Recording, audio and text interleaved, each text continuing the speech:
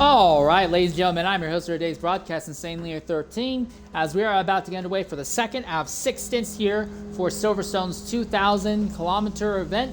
Looking at some of the drivers, VER TTJ 111 will be taking over the number 94 Mercedes. Rex Fortis will be taking over the Boys Lamborghini. TBR Rose will be taking over the Boys McLaren. GGA Spino will be back in the 458 Dyno Black and Green Mercedes. LES Railgun will be in the 42 Lamborghini that has a massive gap over the rest of the field. RPM Mullet will be in the IARA McLaren. Warrior Knight will be taking over the BMW M4 that is red, black, and white. Fear Damask is going back-to-back in stints. So is Chief Wolfie in the Mercedes. So is SRD Shredder in the 666 Castrol Aston. So is Apex Kimi in the Hatsune Miku number 45 Audi.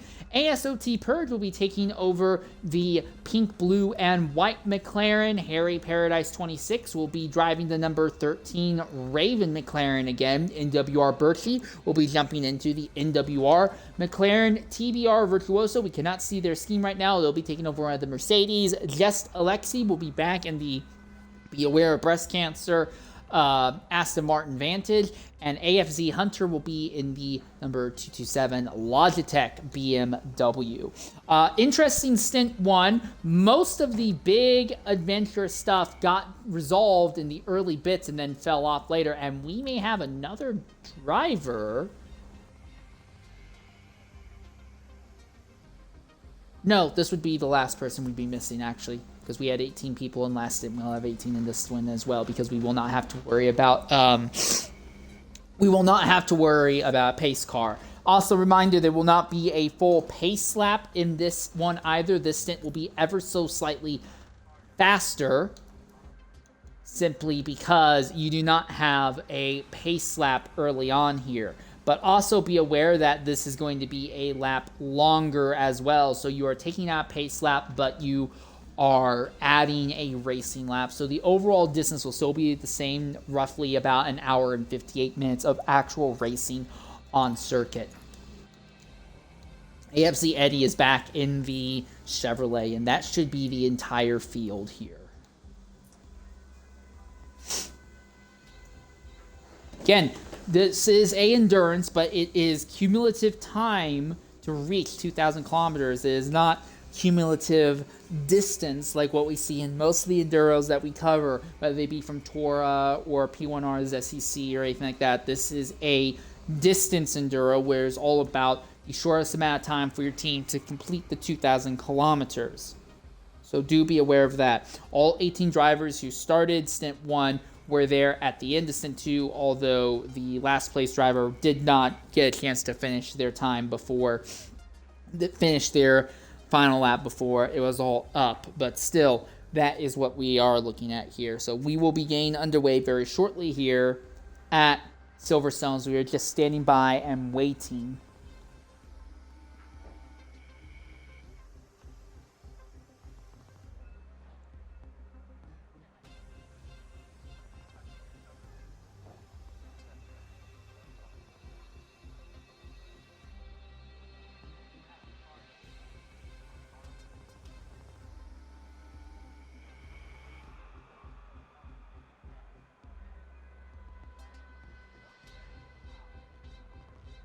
Still waiting on ASOT Purge to ready up by the looks of it.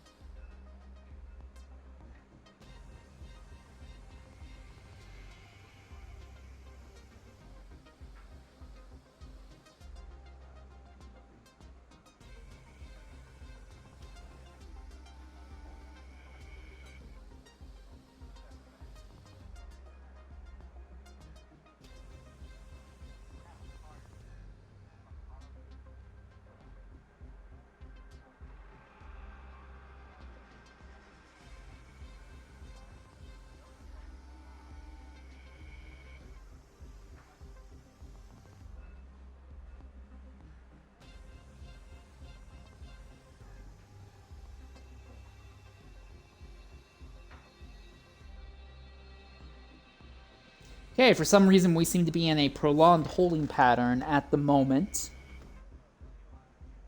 Not really sure what the reasoning behind that is, but we do seem to be in a prolonged holding pattern at the moment here.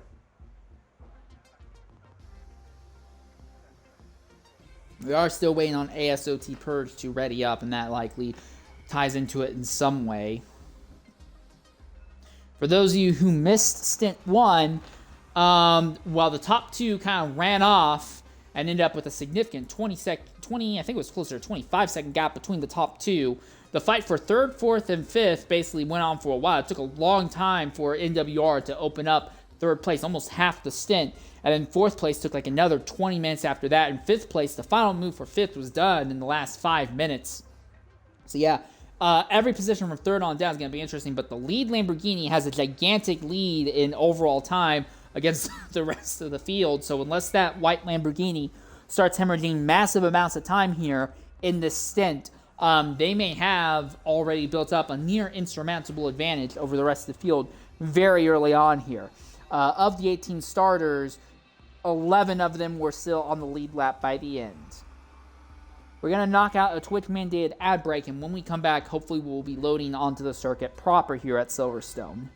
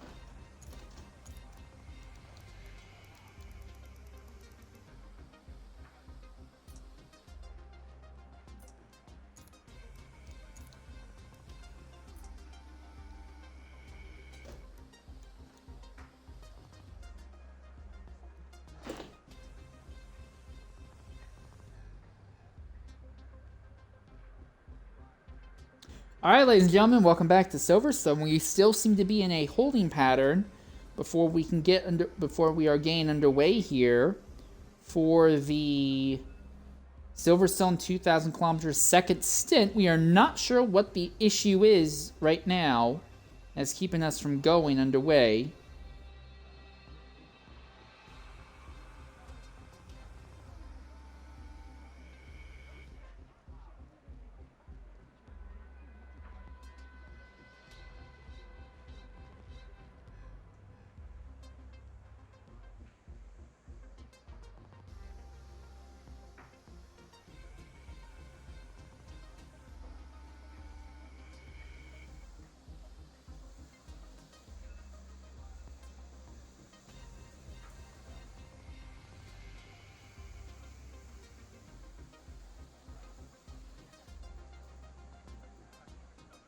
Staying by again. We're not really sure what the holdup is at the moment. We do know some things, though. We are anticipating 3 stops. One about lap 14, one at about lap 28, and then one at about lap 42 to 43. Should be... Okay, that was weird. I guess there was a last-minute adjustment they had to do to the lobby. I hope they're not waiting on me. God, really hope it's not me they end up having to wait on. Yeah, they were waiting on me. Wonderful.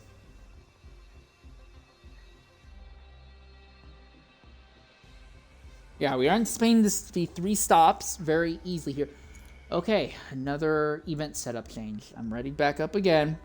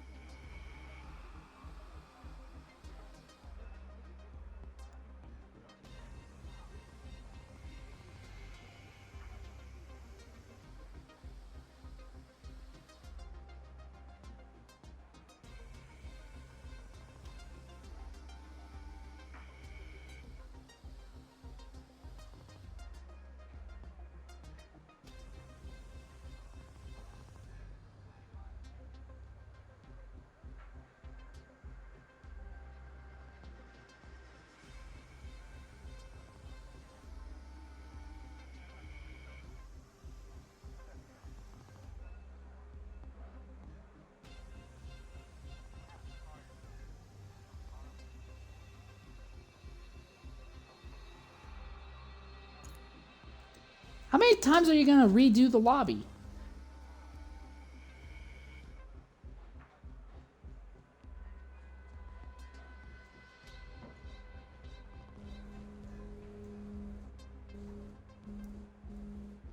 There we are. Okay. And we'll see them reorder the grid here. Again, reminder, it will be Lamborghini first. It will be Chevrolet second. It will be then McLaren's third and fourth. And then... What?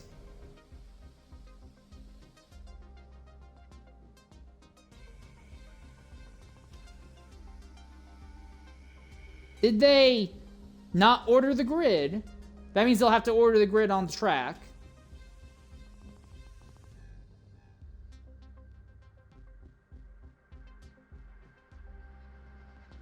I don't think they got the grid ordered.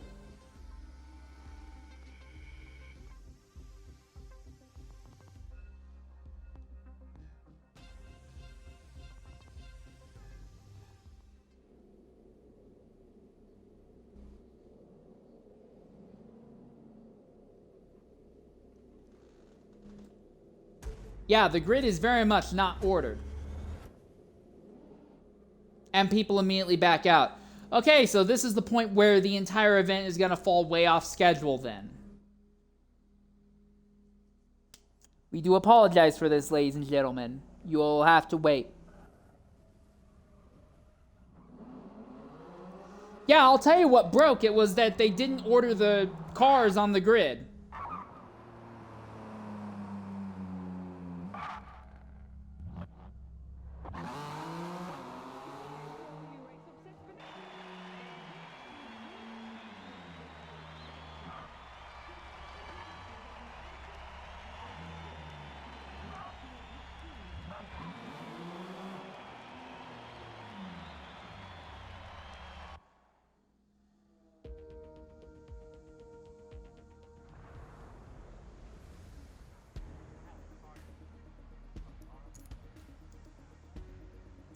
Take 2.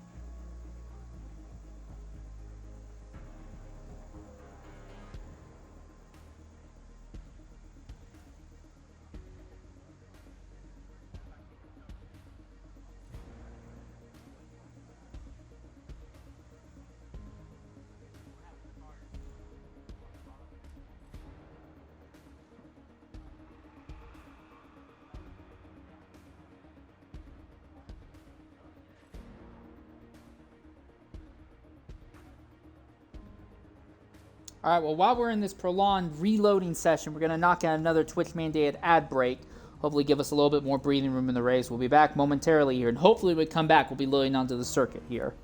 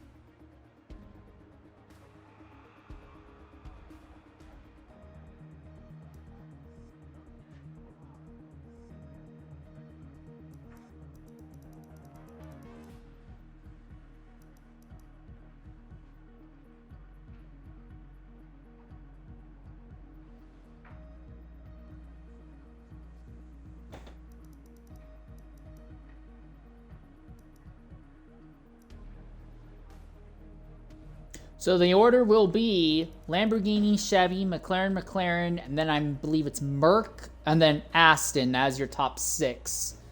7th would be another Lambo.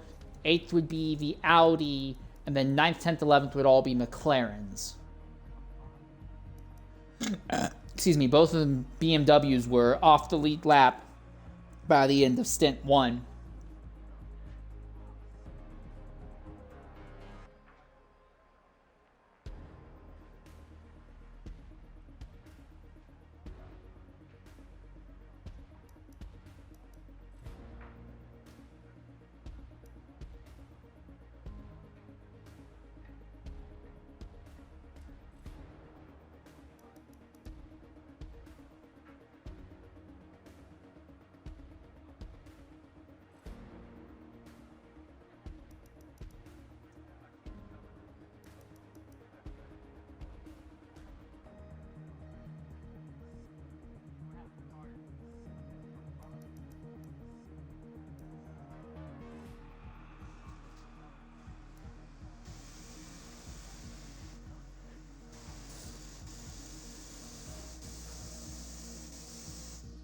All right, here we go.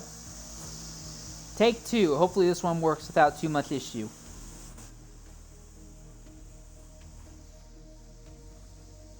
A reminder, we are not doing an entire pace lap. We are only going to be pacing throughout the first third of the circuit. Once they go under the bridge on the first straightaway, they will be green. Also, it will be a single file start for this and all remaining stints. It will not be double file.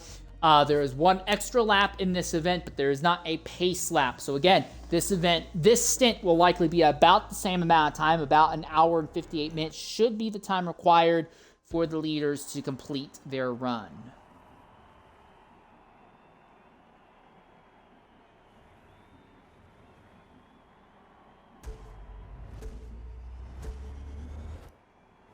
All right, here we go.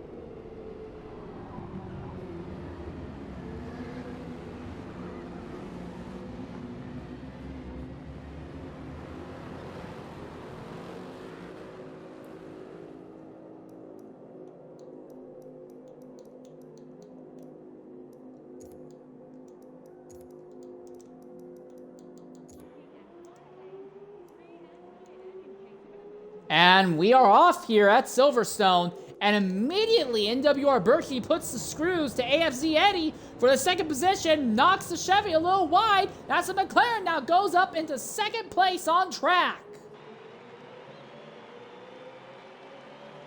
So AFZ Eddie falls to third. Harry Paradise already muscling his way by TJ to maintain position. Shredder and TJ are in a bit of a fight. These two have known each other for over 5, nearly 6 years of racing.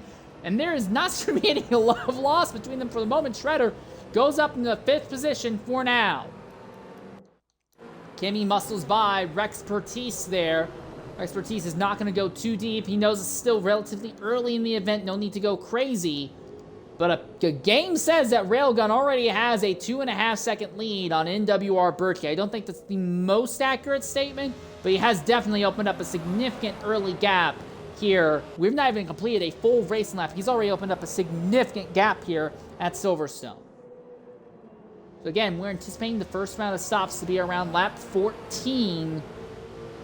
These drivers are all going to have quite a bit of time to figure out their ordering amongst each other. Eddie looked to make a move, but ended up getting offline and really compromised himself there. That is Shredder, who's already moved his way by Harry Paradise.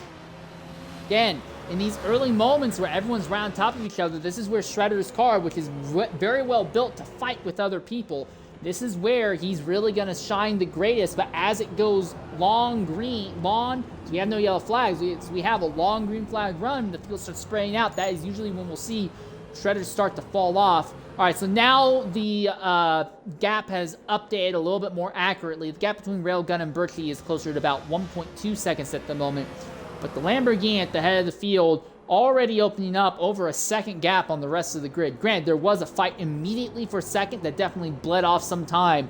But that LES team, you almost wonder if they sandbagged their qualifying so they could be in a lower lobby just so they could turn more laps without fighting other people. That can be a legitimate strategy in some circumstances. Harry Paradise in the McLaren really putting the Aston and Shredder under pressure. You can see that Eddie is trying to do the same thing to Berkey there for second as well. A little bit of contact. Shredder knocked offline a bit, and here comes Harry Paradise. It's going to be a drag race between these two as they come down to Maggots and Beckett's. Shredder went a little deeper and held station for the moment.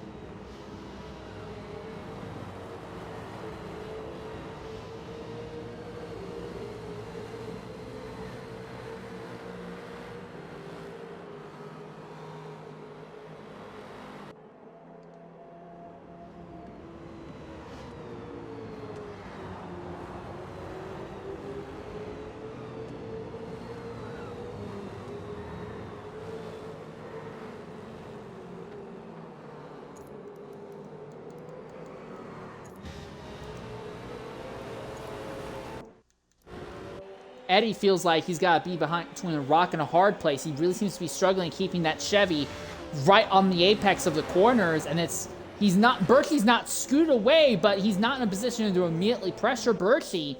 And meanwhile, Shredder is putting this Chevrolet under some significant pressure early on. Here comes the move. Eddie goes for a dive in turn 3, high centers the tires on that big red curve that's going to knock him off balance. Paradise tries to go to the inside of Shredder, has to back out as they come out of turn 4. And now onto the straightaway again. And Railgun is opening the gap slowly but surely, just because these four are all actively fighting amongst each other. And information update, and I do want to give apologies to Railgun's team. I semi-seriously, semi-jokingly, but it was more serious than jokingly, said that they sandbagged to be in the lower category. Apparently, the update is that they were having SSD issues, and they were not able to properly qualify. So that is why they ended up here in the lower lobby. They were not able to properly qualify for the event. Here comes a move for second. Eddie to the inside of Berkey, who goes deeper into Maggots and Beckett's. It will be the Chevrolet, and the Aston is right there. The Chevy went into the dirt. The Chevy is wide, and the McLaren gets right back by again. So Eddie definitely has what it takes to fight with the McLaren, but does not seem to have what it takes to keep the car on track ahead of the McLaren. At least not for now. And Berkey will have to consider that as a serious wake-up call. If this is the best thing that Railgun could see, that team already has a 25-second lead over second in this group of silver drivers. Excuse me. And now, as these all are fighting, that gap is only going to continue to open. I think that Lamborghini has this event won, barring some sort of disconnect or a series of accidents with the way this is going. This Chevy is not done yet. Eddie is tucked up right behind Berkey. Look to the inside, look to the outside, stays right under the rear wing of that McLaren. Oh, gets a little bit sideways. Is he going to lunge? No, he's not going to lunge. Not this time. This time it's the McLaren that high centers his tires on the big red curb. The Chevy wants to try a crossover on the exit of 4, but he's not close enough to make anything happen. The Chevy has good straight line, but not the greatest in acceleration. That lets the McLaren scoot away just a little bit.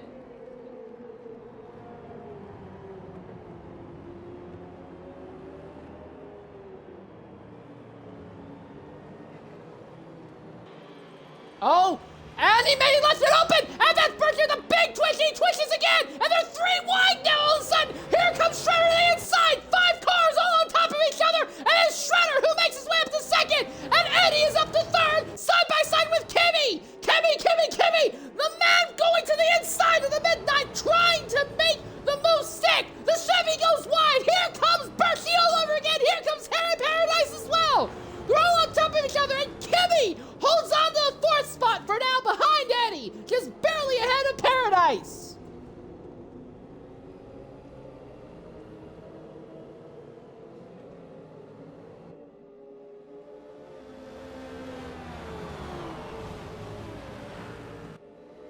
Down the back straightaway now, into the most ideal overtaking spot on the circuit.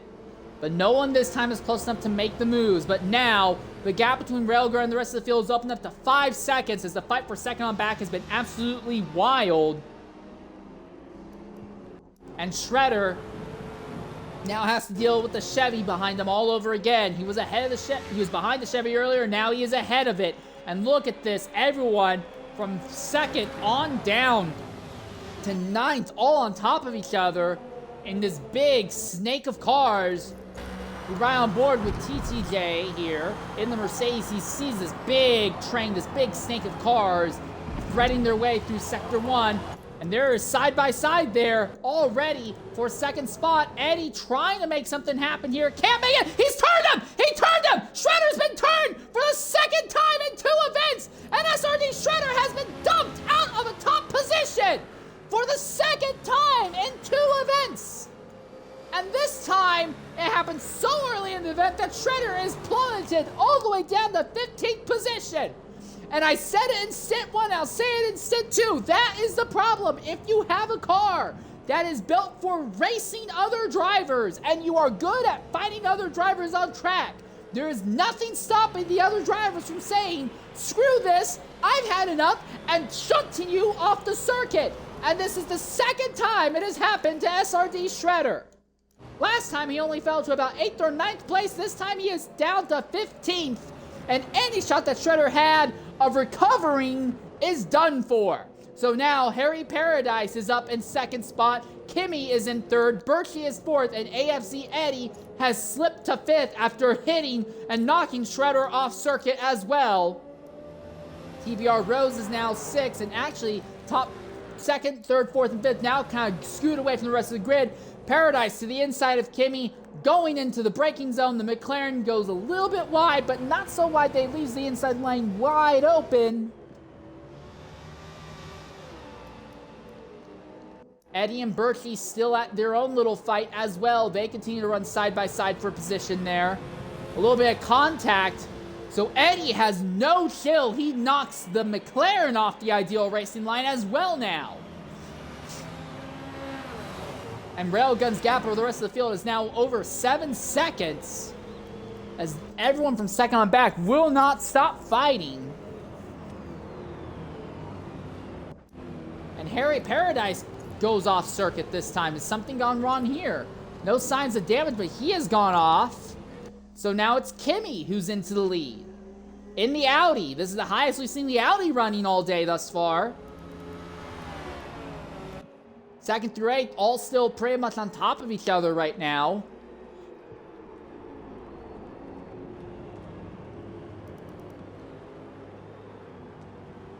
Not the greatest line for Kimi, and that will give Eddie and Berkey a chance to try and close the gap down on him just a little bit here. Chief Wolfie has already fallen way off the rest of the field. We're not really sure what's happened, if he had an instant or what, but he has fallen way off the back of the field now.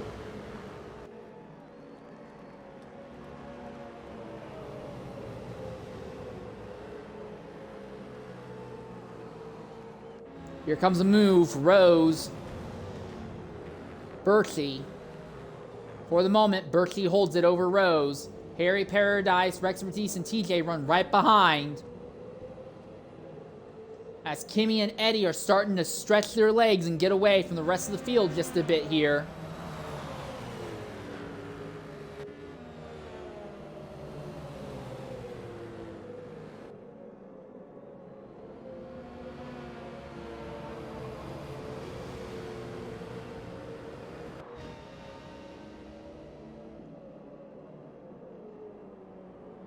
Oh!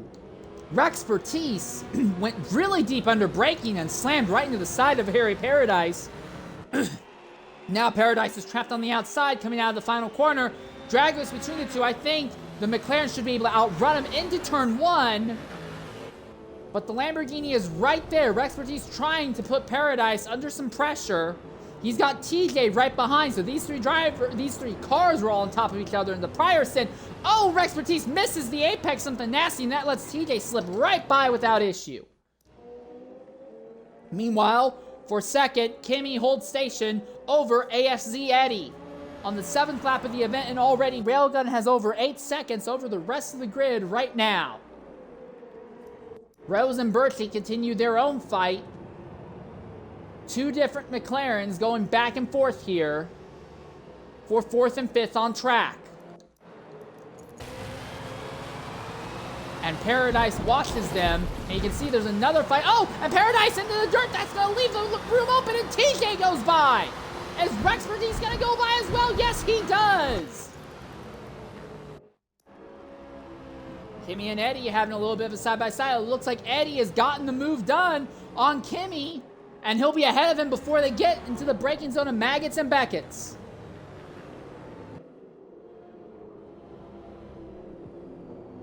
So it looks like it's roughly the same case as what it was in Stint 1. The Lamborghini and the Chevrolet are way faster than everything else, but every spot from third on down seems to be very much open for interpretation. I think we're going to know who wins overall in Silver Lobby for first and second, but third on down likely could end up being a bar fight to the very end here. Unless Railgun ends up in an accident, I think that's done for. Paradise continues to hemorrhage positions. He's now slipped back to the 8th spot. Kind of an inverse of his 14th prior stint. Prior stint, he started way down the grid and worked his way up. This time he started way up, has fallen down to the midfield now. Lost the position at TBR Virtuoso. He's been dragging Rex Bertice in that Lamborghini backwards with him as well. And they've brought Fear to Mask and AFC Hunter up behind them while this has all gone on also. TBR Rose has now caught third place Kimi, and Kimi is just trying to hold on to the back of Eddie. I think the big thing that's going to happen is that Rose is going to get by Kimi, and in the time that takes for Rose to get by Kimi, we're going to see Eddie scoot off into the distance here.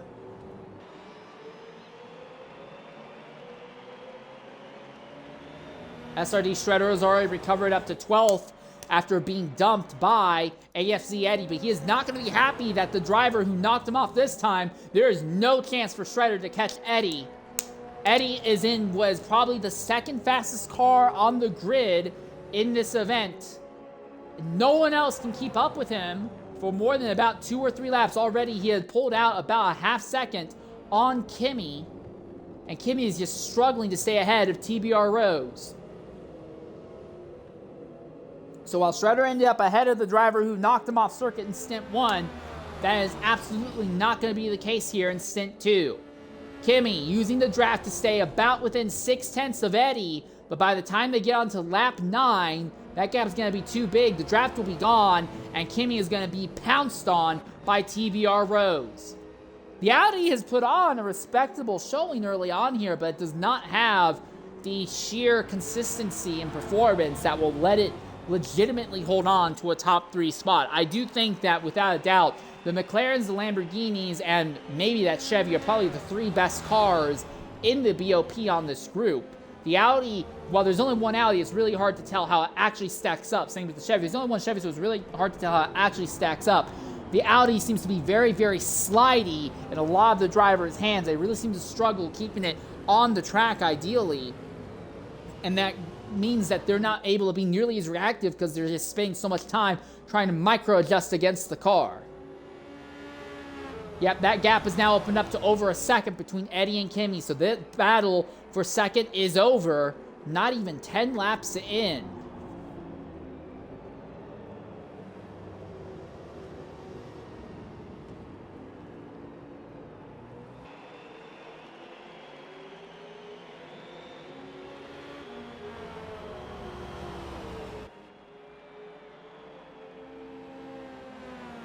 Although Kimi is doing a good job blocking TBR Rose's momentum and keeping that McLaren from having a shot and making a move forward here. A little bit farther back, Harry Paradise runs behind the Mercedes of TBR Virtuoso.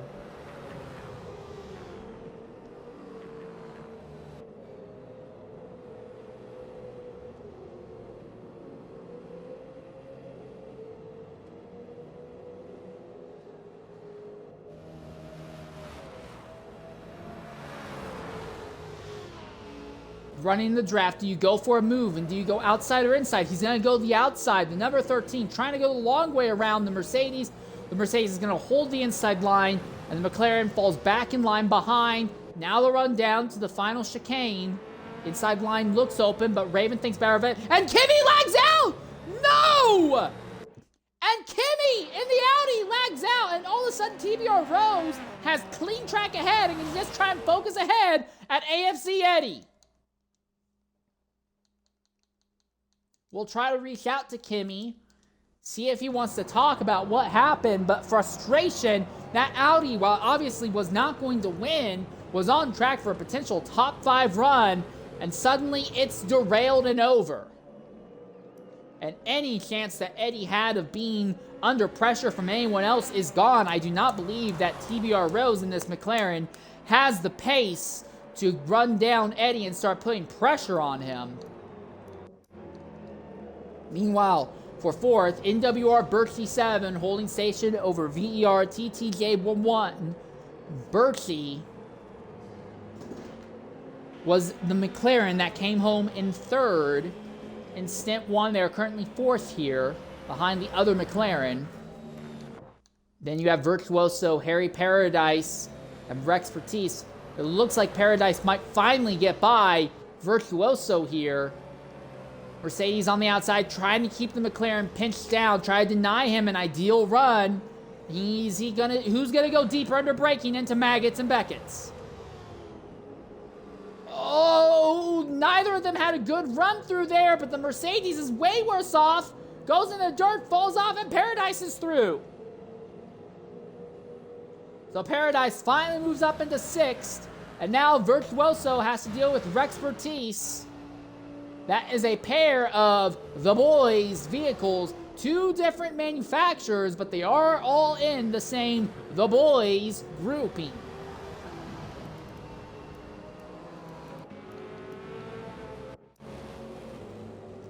Berkey maintaining position over TJ right now. And now they come onto the start-finish straight once again. We're anticipating the first round of pit stops in about 3 laps or so.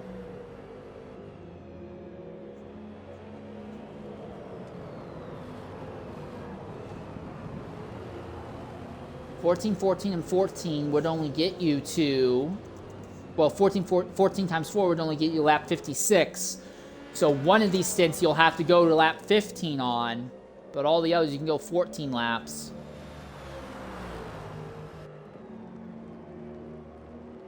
Will anyone try the medium strat, a two-stop strategy? It does not seem like it.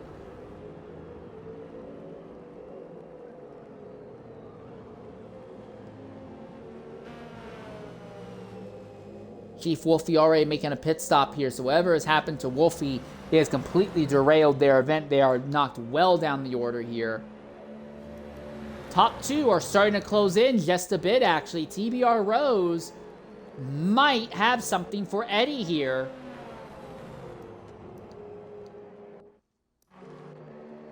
Interesting is that 4th, 5th is on top of each other, then 6th is barely ahead of 7th and 8th, 9th, 10th, 11th, all running relatively close-ish to each other. And there's the move. Berkey, TJ went back and forth, and Maggots and Beckett. So for the moment, the McLaren still has it over the Mercedes. Now down to the most ideal overtaking opportunity. Does TJ try to go to the inside? He sets up as he lunged into the inside. He does! They make contact! TJ gets his car all sorts of sideways. Berkey has run off the ideal line. They're both going to lose a huge chunk of time in the process, and that will drag Harry Paradise up to them.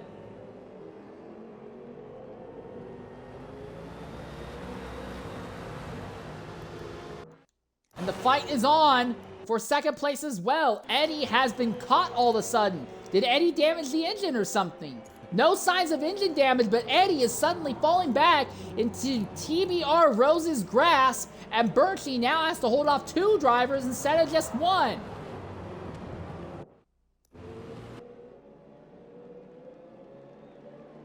We know that Eddie is aggressive. We know that Eddie has no issue shunting someone else off circuit here. We've already seen him do it here. Side by side. Yes, for the moment. But Eddie will hold station over Rose. Rose has to be very cautious and careful. Where do you want to put the screws to Eddie? Eddie's already knocked 1 driver off circuit. Rose does not want to fall prey to the same fate. Now Virtuoso sneaks by TJ. You have to wonder, is TJ dealing with some tire fall off? Struggling with the car balance maybe as the fuel is burning off. Well, it shouldn't be that much because Virtuoso is also in the Mercedes, is right there. All this is going to let Paradise put the screws to Berkey here as they go through Maggots and Beckett's. Bit of a twist off the rear of that number 156 NWR machine. Paradise has a great run out. He pulls up right behind the rear wing. Is McLaren versus McLaren here. Down the straight, and Paradise just destroys Berkey. Berkey's gonna go deep. Boy, does he goes deep, but he's got engine damage. So Berkey is just gonna continue to hemorrhage time until he makes his stop. And Berkey says, I've had enough of this. I can't run with this engine damage. He's gonna pit way earlier than everyone else. Meanwhile, for second, it is Eddie versus Rose. Eddie holds station over Rose for the moment. Railgun is about 10 seconds ahead of this duo. So the Lamborghini is not the Lamborghini in this stint is not destroying the rest of the field like he did before, but I think a lot of that is just off the back that Railgun may not be as fast as what we saw that Lamborghini doing in stint 1, because we have been seeing active fights for second on back all through the event, and Railgun has not been opening up a ridiculous gap on the field like we thought he would be able to. Okay, so Berkey is going to end up ahead of Chief Wolf and just a little bit behind Warrior Knight. So the bad news for Berkey is that he is not going to end up in clean air. He immediately is going to have to start fighting through traffic afterwards. So this has not worked out well for Berkey. The engine damage is really going to likely derail that NWR McLaren's run here going forward. This does work out, though, for Harry Paradise, who now has nobody in front of him or behind him. He is still 8 seconds off for the fight for second and another 2 seconds ahead of TJ, who has stabilized into 5th as Rex Bertice and Virtuoso are gradually falling off from him. Then you have to go way farther back to AFC Hunter, First time we've seen a BMW out in the top 10, running in 8th right now. Then you have Fear Damask, who's being pressured by SRD Shredder. Shredder trying to recover after being spun off track by AFC Eddie in the first 4 laps here.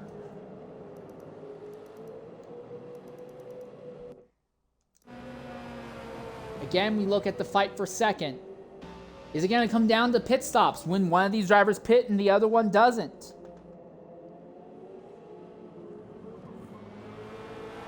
Again, we're anticipating that drivers, we already saw, oh, and Virtuoso was paying a lap earlier than anticipated as well.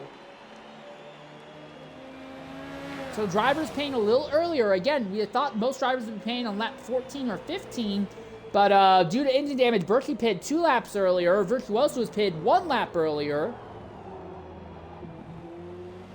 Are they hoping that the undercut gives them significant track position advantage? Now, Virtuoso will likely end up, very briefly, in clean air, well behind most of the rest of the field, I would imagine. And most of the drivers ahead of him will be paying almost right away afterwards. Fight for second continues. But it's more of a prolonged stalking battle. Rose has seen how aggressive and I'll just go with aggressive. He's seen how aggressive Eddie has been on circuit. He needs to think of a way to nip the Chevrolet without giving the Chevy a chance to pay the favor back and try to run him wide.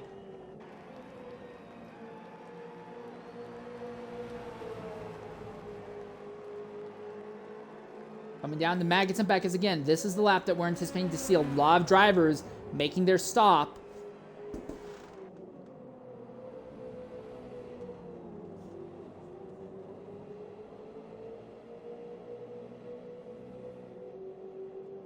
Through the twisties onto probably the most important straightaway and ideal overtaking zone. But again, Rose not really putting the screws to Eddie now.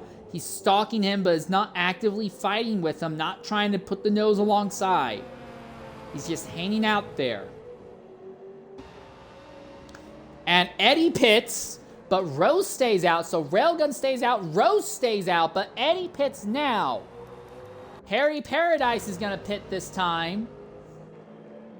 TJ stays out, Rex Vertice pits, Fear Damask pits, Shredder stays out, Hunter pits, GGA Spino stays out.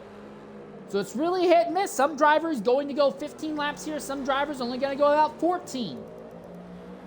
But Rose will now have a lap of clean air, worn tires, but they will have clean air and they will not have to worry about really burning up their tires as much. In the latter parts of the race, the drivers who have just pitted, though, they will have to worry, potentially, about more significant tire fall-off later, because you can't, this is a 57-lap stint. You cannot split it 14 even laps for between all your subs. One of your runs on tires will have to be 15 laps. And Eddie has ended up behind GGA Spino in the Mercedes, and then about another 4 seconds up the road is SRD Shredder, who is in the Aston. But it doesn't look like Shredder and Eddie are going to find each other on track, at least not now, by the looks of it.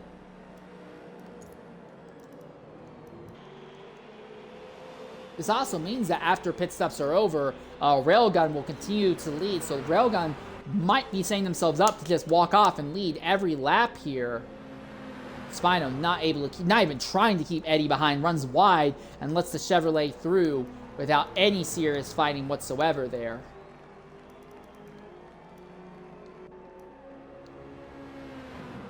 Railgun comes in this time.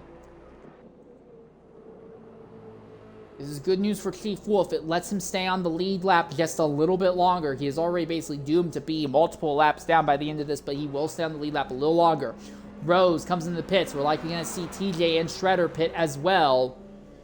Eddie, where is he going to end up in relation to Rose? Eddie was very briefly held up by Spino. Rose has been in completely clean air.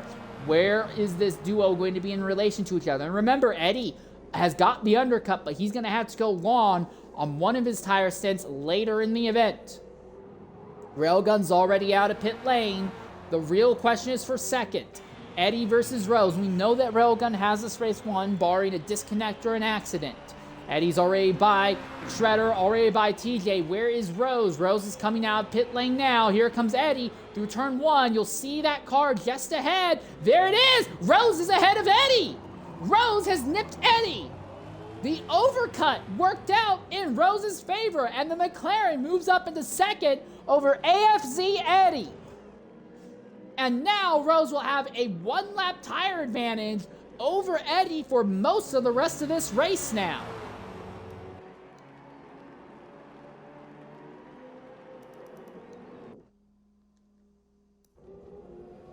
Farther back, BMW of Warrior Knight running up in 8th. Again, the sit 1, none of the BMWs were in the top 10. They all were a lap down. Now we actually see a BMW fighting a little bit higher up the grid here.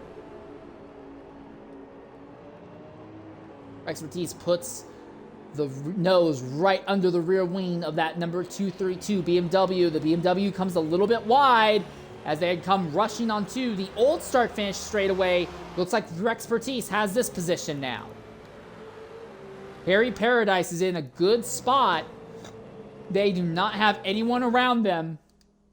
And now Eddie has closed back in on TBR Rose. How aggressive is Eddie going to be to Rose? Now the shoe is on the other foot, and Eddie is at a tire disadvantage. The undercut did not work out for the Chevrolet. He is now behind Rose. How aggressively does he put the fight to the McLaren here? He pulls up right underneath the right rear of that car.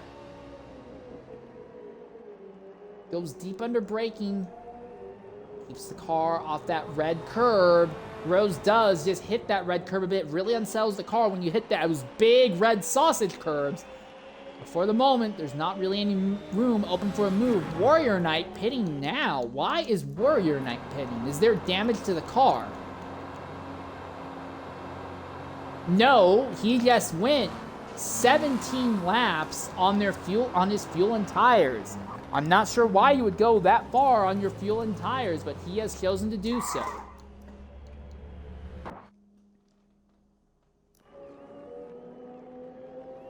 You look again at this little bit of a battle here for second spot.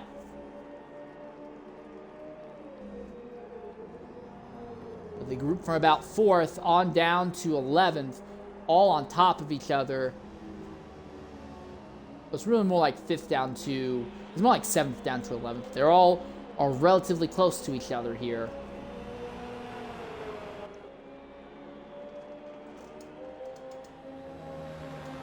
Kimmy had a disconnect very early on, for those of you who care about that. Frustration, because Kimmy was running in 3rd position when they had the disconnect. Not quite a third of the way through the race here. Multiple drivers have been in 2nd place, but it is LES Railgun maintaining a roughly 8-second lead on TBR Rose and AFZ Eddie, as this duo squabbles for 2nd spot. But that white Lamborghini at the head of the field set to run off with a massive lead over the rest of the field. The fight looks like it's going to be for 2nd. We are going to go ahead and ride on board for a flying lap with AFZ Eddie here around Silverstone. See what the Chevy can do when trying to stalk another driver here at Britain's premier FIA Grade 1 circuit here.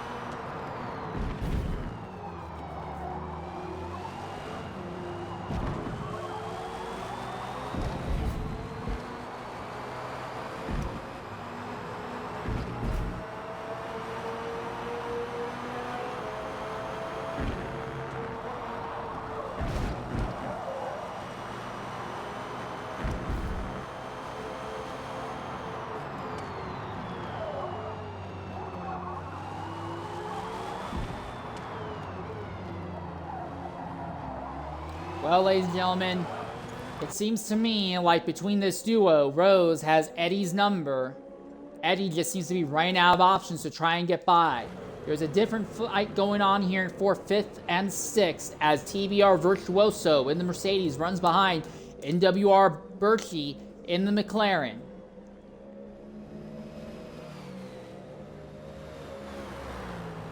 McLarens hold 3 of your top 5 positions right now. 2nd, 4th, and 5th on track at the moment.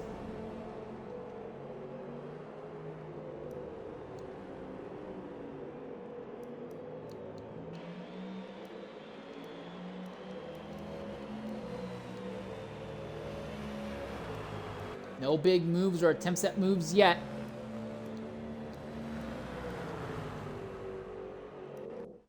A little bit farther back, this is TJ and Rex Bertice. Rex runs about 1 second and 2/10 away from TJ at the moment. Then you have Fear the Mask, who is trying to stay ahead of Shredder, who was wrecked. Well, not wrecked necessarily, the car wasn't damaged, but was knocked off track, turned by Eddie, fell near almost to last place. He's only been able to recover up to 10th thus far in the event. And you have AFZ Hunter here in the BMW.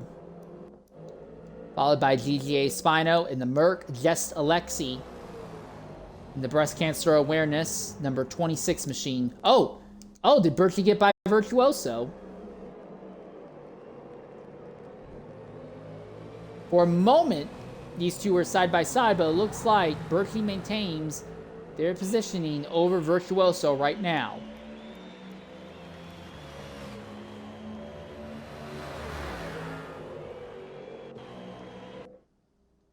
And there's also the continued stalking battle for 2nd going on. But again, the McLaren has a 1-lap advantage in tire life, and they have track position as well.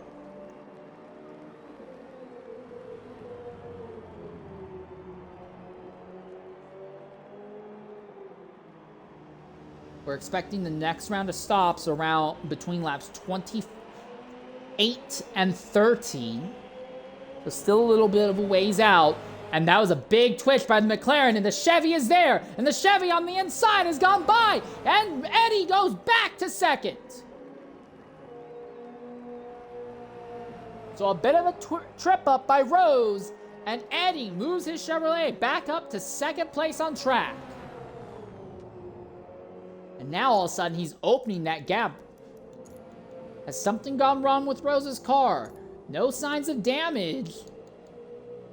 But Eddie is now 2nd and Rose is now 3rd. Mind you, these two have been in a bit of a stalking battle, but they have gradually been closing the gap down between themselves and Railgun. Now, they are not likely to actually catch Railgun by the end of this race. They are not closing the gap down fast enough for that. But the gap is closing. And remember, Railgun's team already had something like a 25-second lead over that Chevy by the end of Stint 1 alone. Eddie needs to be something like 5 seconds ahead of Railgun in each of the remaining stints without fail to give their team a serious shot at winning here in the Silver Lobby.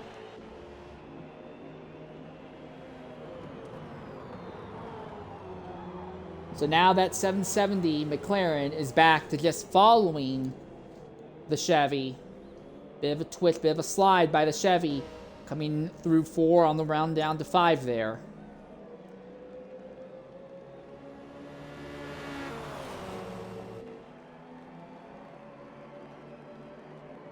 Right under him, he's got the nose right under the Chevy. You saw Eddie move over just a little bit before braking just to make sure that the McLaren doesn't throw the nose somewhere he doesn't want it. Now the gap between the leader and this duo is starting to open up just a little bit again, as these two are bleeding off time, fighting and spatting with each other.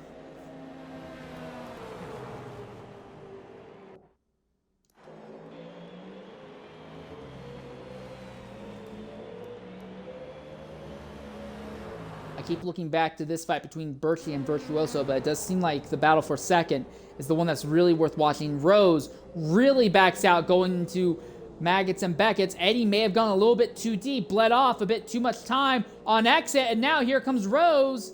Rose looking to the outside, now falls right back in line behind the Chevy. He's got a great draft, and you go for the move. He wants to go to the outside, side by side on the run down to the best overtakings on the circuit. How deep do you go under braking? Not deep. He actually backs out early, and Eddie brakes early as well. So a great big feint, but Rose got Eddie to go a little bit too deep in Maggots and Beckett's. And Eddie was a lot weaker and a lot more vulnerable than I think he'd want to admit through there. But for the moment, it is still Chevrolet ahead of McLaren.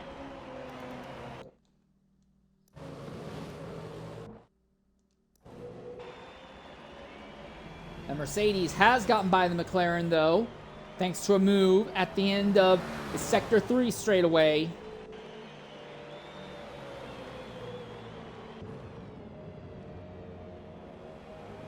Mercedes is wide, the McLaren trying to look to the outside.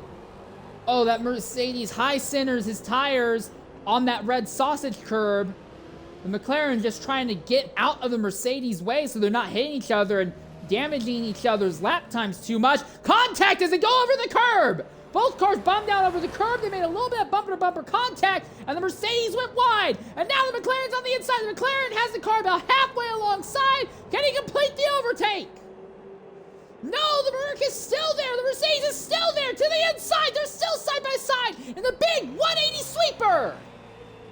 Out of the corner. Drag race. Accelerating forward. The McLaren has the nose ahead. Yes, by a bit. The Mercedes on the inside. Drag race forward again. The Merc has the ideal inside line. So that the McLaren around the outside is able to keep ahead. They were side by side for nearly a third of the lap there. But in the end, the McLaren finally clears Virtuoso. So Berkey back in the fifth for the moment. He may have gone a little bit too deep under braking because Virtuoso is closing right back up under the rear diffuser of that McLaren as they shoot onto the straightaway in Sector 3 once again. Down the straight, the McLaren defending the inside. The Merc says, fine, I'll go to the outside.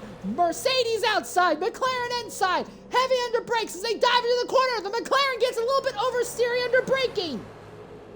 The Mercedes is still there. The Mercedes is going to have the ideal lane of choice coming into the chicane. Who goes deeper under braking? It'll be the Mercedes, but he can't complete the overtake. Now the McLaren has the ideal lane of choice. Neither of them had a good run through there. Merc too wide. McLaren hit the sausage curve. They made contact coming out of the final corner. Drag race as they come to the start-finish line. Berkey leads between the two of them at the line. The Mercedes is still there on his outside, which will turn into him being on the inside through turn 2 now. And now the McLaren has a chance to go deep into turn 3. How deep do you go? Not too deep. They're still side by side. Now finally the McLaren backs out in turn 4. That last lap, they spent about 60% of it side by side.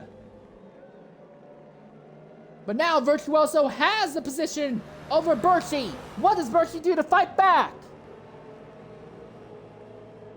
Do you go for the big dive? Do you back out and hope that the Merc goes wide? Doesn't seem like either was the strategy. The Merc does go wide, but not massively wide. Not a great run through those corners by Virtuoso. Berkey follows. Onto the old start-finish straight again.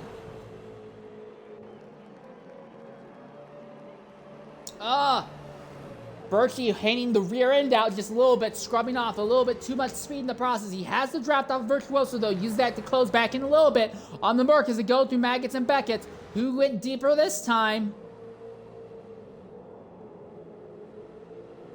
I think this time Berkey may have gone a little bit too deep into Maggots, trying to make up a bit of time, but he is still right under the rear wing of that Mercedes. Just about nose to tail. The McLaren looking to the outside. Oh, he's going to try a crossover. He's going to go for a big dive here. Oh, boy, he sure thought of it. He thought of it so much that he broke too late. And again, got the rear end of that McLaren. All sorts of squirrely there. The Merc moves over and blocks the McLaren again. Merc is wide. Contact. Contact as as the Mercedes tried to shut the door, but the door was already had a foot in it. Now Berkey was nice enough to back out and didn't chip the Mercedes off circuit there. Both drivers making just small mistakes, and every small mistake a driver makes leaves the other one a chance to fight back or defend better. And while these two have been at it, Harry Paradise in fourth has opened up a roughly 8-second gap on this duo now. But TJ and Rex Bertice in 7th and 8th are not really closing on this duo by any significant amount. Merck ahead of McLaren. Bit of a twitch under braking again by Berkshire, but the McLaren is going to have a better line. The Merc went wide. Now the McLaren on the outside as they go to the big 180 sweeper. Is he going to try the crossover on exit? Well, we sure thought of it, but did not get the ability to get the power down in time. But he's got a good run. He's right behind the rear diffuser. He's going to go to the inside, side by side down the old start-finish straight. And the McLaren again backs out in the following corner. Doesn't want to go too deep into this and knock both of them off circuit. Berkey really trying to dance tiptoe around Virtuoso. He wants to make this overtake, but he wants to make it legitimately. He doesn't want to shunt the Mercedes off circuit. He wants this to be a legitimate overtake, but is he harming himself by backing out of so many side-by-side moments?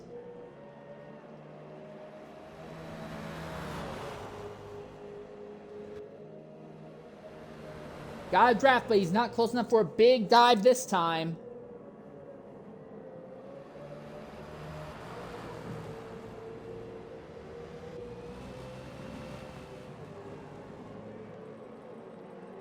Oh! Ooh, that was a hit right on the rear, and then Berkey bounced over the sausage curb, something nasty. That's not really going to help him whatsoever. So this fight likely calming down just a little bit now. Oh, and Berkey has engine damage. Oh, and that's going to likely be what brings an end to this fight, as Berkey now limping with a damaged engine is going to be losing ground every time they come onto the straightaway. So this battle likely is over for the moment. There is a fight still going on between TJ and Rex Bertice, a McLaren and a Lamborghini. These two also fought, well, granted it was different drivers, but these two cars fought for a significant period of time in Stint 1 as well. In that case, though, the Lambo came home in 7th and the Merc was 5th, with a moderate gap in time between the two of them.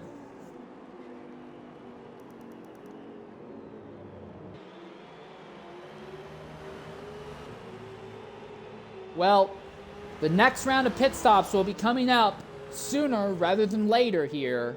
We're anticipating drivers will start making their first stops lap 26 at the earliest, but realistically around lap 28 or 29. So we're going to go ahead and try and knock out an ad break. We're going to ride on board with Rex Bertice for a flying lap here as he runs behind TTJ 111, tries to figure out a way by that Merc, but we will be back momentarily here at Silverstone just in time to catch the second out of 3 pit stop sequences here in Stint 2 for Silverstone's 1,000 kilometers. We'll be back momentarily here.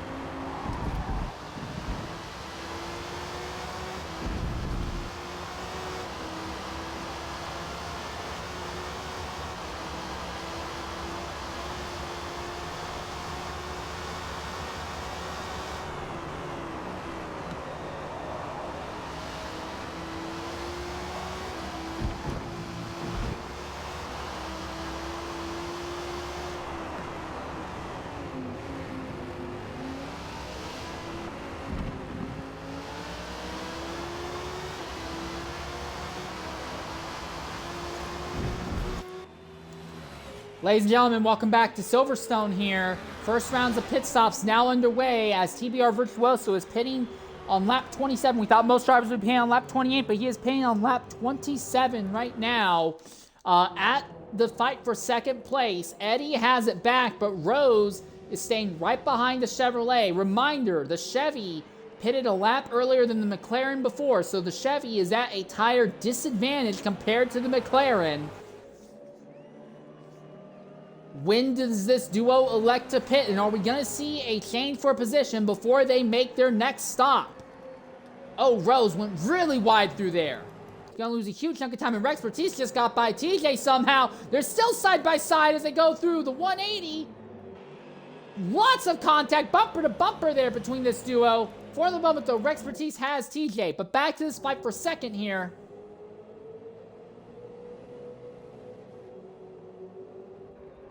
Rose bled off a bunch of time, but now has the draft off the Chevy. He's going to use that to try and close back down. Does our leader pit this time, or does he wait another lap? He's going to wait another lap. What about this duo? Eddie stays out, Rose stays out. So they are not going to pit here on lap 27.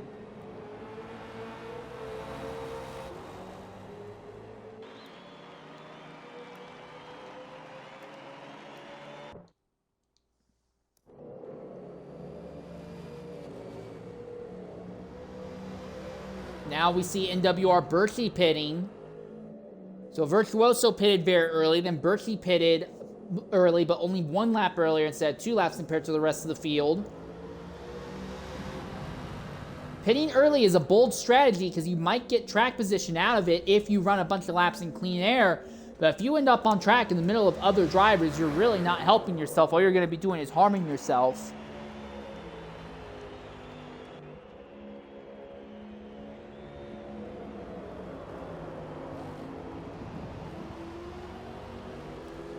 High-siding the tires, the right-side tires there is TJ as he continues to run right behind Rex Bertice. And this battle for second and third, Rose is caught right back up to Eddie's rear wing again. Okay, this is the lap we'd anticipate someone to pit. We anticipate the majority of the field to start pitting this lap or next lap. Rose in the same position he was around lap 14.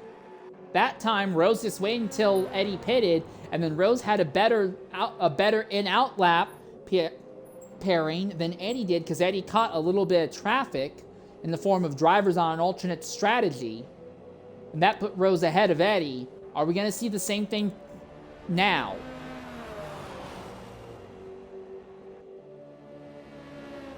Rose runs in Eddie's draft for the moment.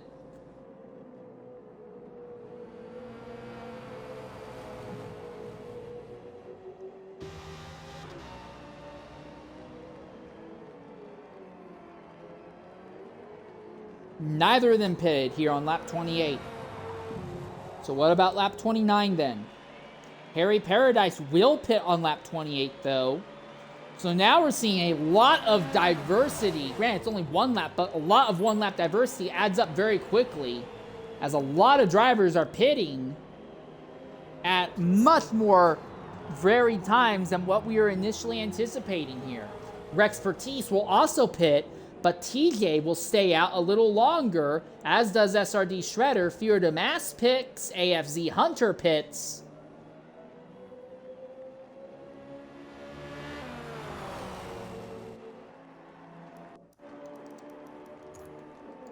Looking at Eddie's tires, he's at the 54% range. He also has a little bit of engine damage as well. That's not going to help him. TFB Rose runs right behind. Tires are slightly fresher, doesn't have any engine damage, so in theory, Rose should have the advantage between the two of them. But Rose does not seem to be pushing the issue and putting the nose of his car up in rough places. He is content to run behind the Chevy for now, it would appear, and is hoping that he can catch the Chevy again on the in-lap, out-lap combo once more, like he did earlier. Going into Maggots and Beckett's again. Chevy goes really deep, and the McLaren backs off, doesn't want to hit the Chevy from behind. Chevy did not have a good run coming out, though, and now here comes the McLaren. Might not even have to wait until they pit. The McLaren's going to out-drag the Chevrolet in the straight line.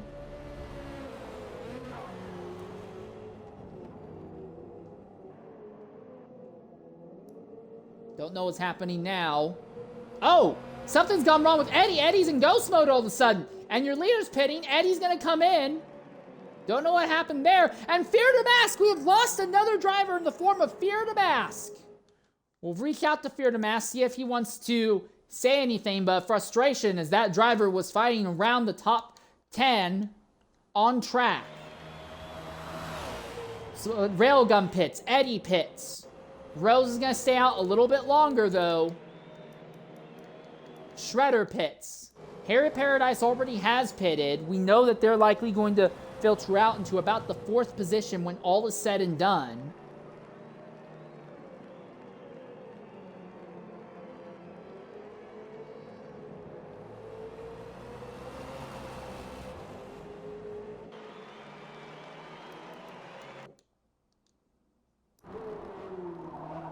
Yeah, Eddie's already out of the pits, and he's still very much clear of Harry Paradise, so that's not going to be anything close to an issue there.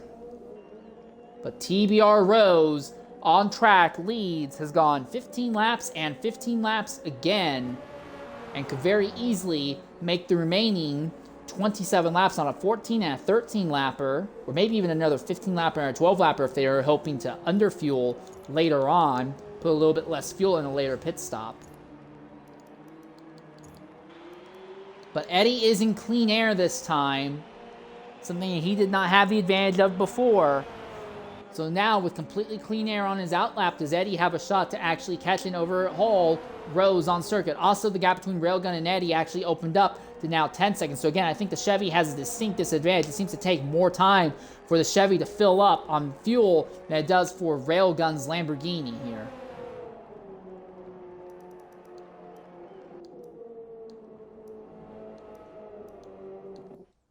Rexpertise and TJ ended up right on top of each other all over again. As traffic in the form of Keith Wolfie, who they're trying to get by right now, and Rose finally comes into the pits. Lap 30, later than everyone else. That is a pair of 15-lap runs that Rose has done. First one wasn't that crazy because we did have a little bit of yellow. You did run about the first quarter of the first lap under pace speed, so that would help a bit, but this time it was all green all the way through, and Rose still did it without any significant concerns. All right, here we are, Rose versus Eddie. Eddie coming down this pit straightaway. Rose still coming out of pit lane. Who's gonna have it?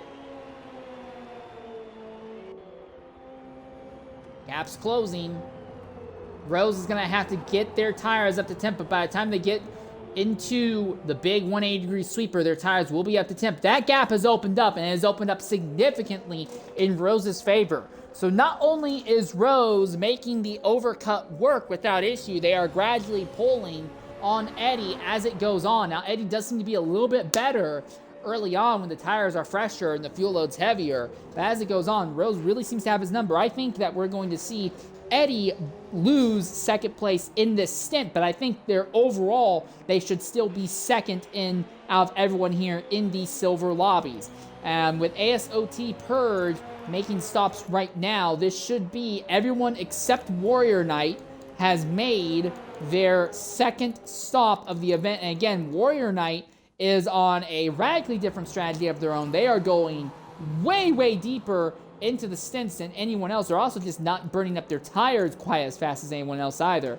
But Warrior Knight's still on a 3-stop strategy, but they are going for 2 long stints and then 1 really, really short stint near the very end. But other than Warrior Knight, everyone has now made their stops. Most of the battles on track have broken up. There is a potential for a reforming of the battle for second between Rose and Eddie, but that does seem like it's mostly over. Virtuoso seems to have Berkey's number at this stage of the event. The next highest battle we can see on track seems to be TJ and Rexpertise right now. So at this stage of the event, we're going to go ahead and ride on board for a lap with Harry Paradise. We've not really spent a lot of time talking about him in this stint. We're going to spend a flying lap on board with Harry Paradise as we knock out a Twitch-mandated ad break We'll be back momentarily here at VER's Silverstone 2,000 kilometers here.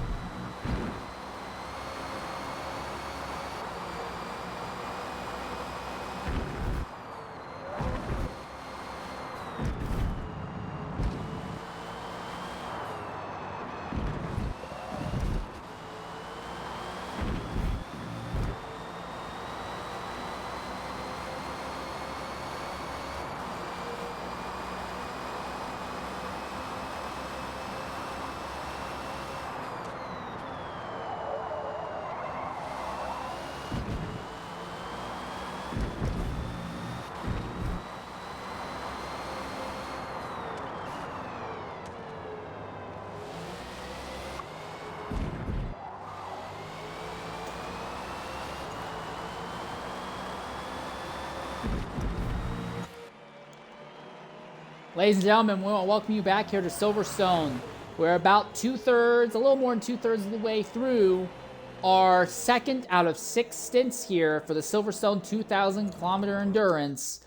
LES's Railgun Lamborghini team seem to be the team that is going to walk off with this overall win. They won Stint 1 by about 25 seconds. They are 8 seconds ahead of second place, and then Stint as well. It is all about overall accumulated time. And right now, this team is better than everyone else. They are set to have over half a minute of advantage to their next closest competitor here. By the end of Stint 2, they would basically need a disconnect or a massive accident to seriously be under threat going forward now. Interestingly, though, this Railgun is not nearly as fast as his teammate was, and with the exception of Chief Wolfie, the majority of the field, in fact, everyone who is still on track, except for Chief Wolfie, is still on the lead lap right now. A little bit of McLaren on McLaren violence there between Purge and Mullet right now.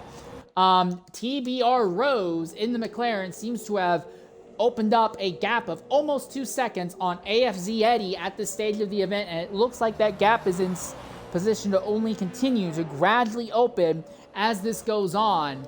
AFZ Eddie is still set up for their team to be second overall in time right now, but their gap to Railgun is going to continue to open.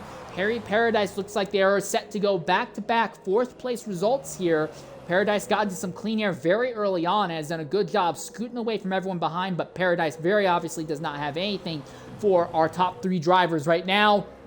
TBR Virtuoso runs in 5th. Virtuoso and Birchie went back and forth for quite some time, but they both ended up pitting a little bit earlier. One of them had engine damage. One of them has already been committed to early pit stops anyway. Virtuoso seems to be the driver on top between the two of them, but we are curious to see if Virtuoso or Birchie ends up losing ground as this goes on. You see here is Birchie and then McLaren.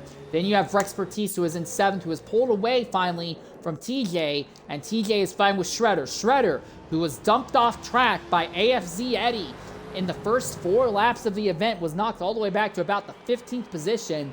It has been a very, very slow fight back through the grid. And again, I've said this before, and again, Shredder's car is not good for chasing lap time. Shredder's car is good for fighting driver on driver. And the big risk when you have a car that is not good on lap times but is good fighting driver on driver is there is nothing stopping the other drivers from saying, I've had enough, and just shipping you off track. And that has happened to Shredder both in Stint 1 and Stint 2. Shredder in that 666 car came home 6th in Stint 1 of 6. I think right now Shredder can pull off a 6th place again in this Stint 2. I think he'd be incredibly pleased with that. Pulls up alongside the Mercedes of TTJ. That is the Mercedes that Shredder ended up losing 5th place to in the closing laps in Stint 1. Going around the outside.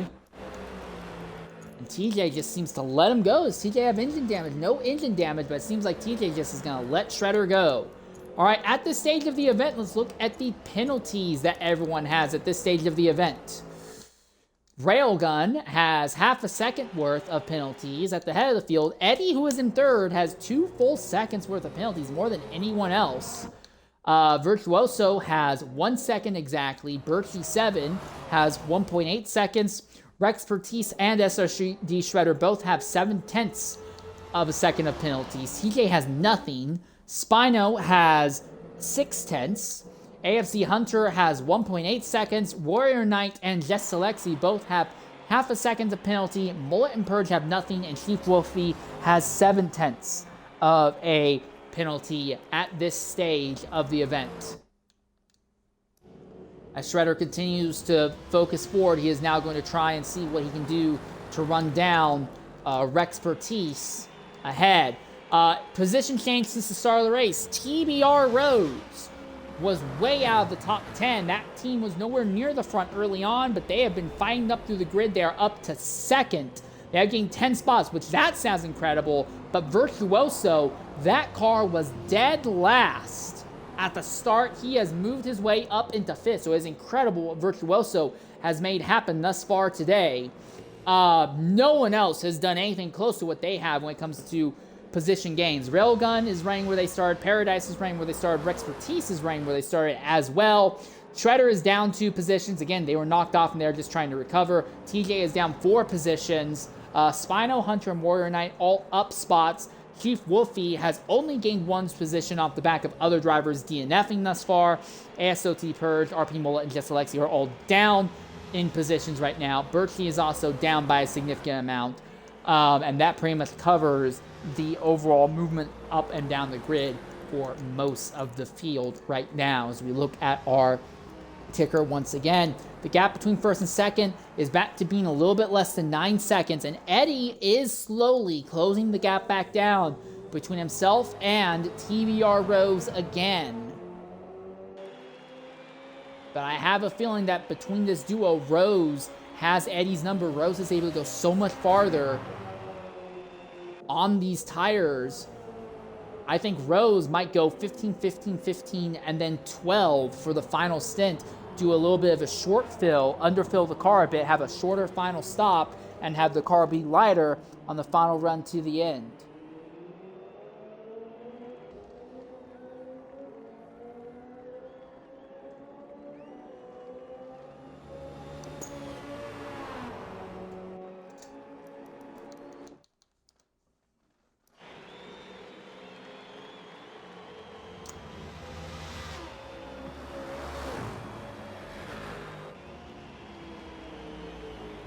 Shredder still slowly running down on Rexpertise at the moment.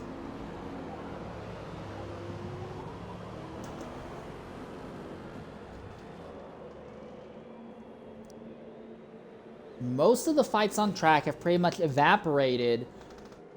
Really, it's just a matter of what can Shredder do to Rexpertise. I don't think Shredder has what it takes to run down Birchie or Virtuoso. Now, granted, Virtuoso and Birchie are still kind of behind the 8 ball a bit when it comes to tire life and pit strategy, but I don't think Shredder has what it takes to run either of them down. I think 7th may be the best that Shredder can hope for here, just because the gaps are so big after it was wrecked early on in the event.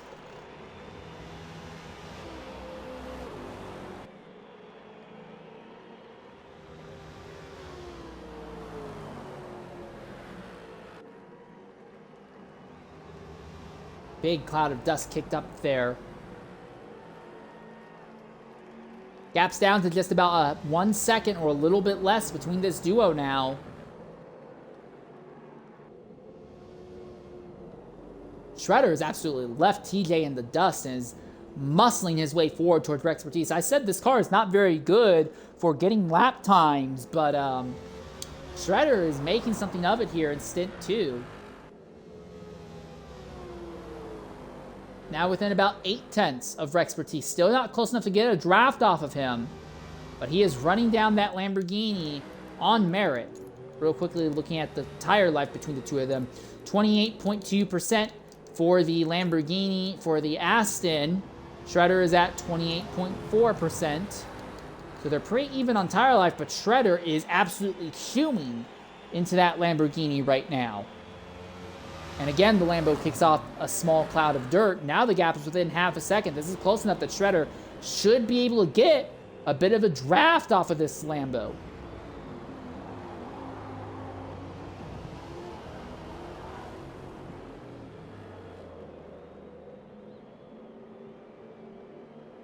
And now at the point where Shredder is going to start getting held up by Rex Expertise in some of the slower corners.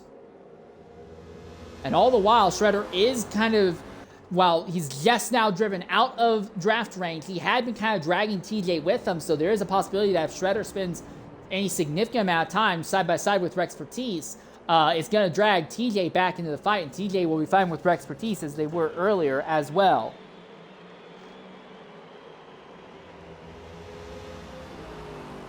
Down the old start-finish straightaway once again.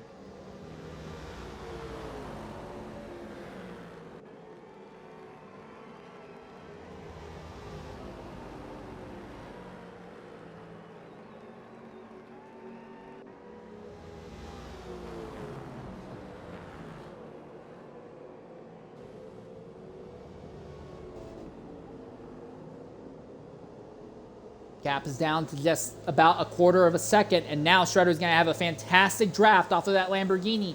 The Lamborghini is going to defend the inside, so if Shredder wants to make this happen, he's going to have to go to the outside. That's what he's doing. He pulls alongside, gets the car about halfway alongside, goes deep under braking, really pinching the Lamborghini off. It's going to be a drag race to the chicane now. Shredder is not going to push the issue. He's going to go to the outside again. Runs the car over those red sausage curbs. And all of a sudden, TJ is right there all over again. Right on board with TJ as he watches that duo ahead fight. This is good news for TJ. Gives him a chance to try and maybe get by both of them again.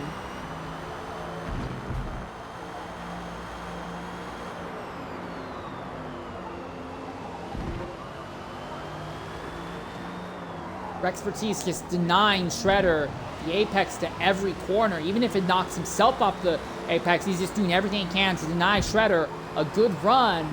But as he is backing himself and Shredder up, he has brought TJ into the fray. Rex Expertise goes to the extreme inside, thinking that he can break a draft off of Shredder. Shredder is not plussed about the draft whatsoever. The Lamborghini is wide, swerves back over to try and block the Aston. The Aston's not even close enough. The Lambo is moving all over the place to block that Aston. And the Aston's not even there. He's making blocks that just aren't really existing.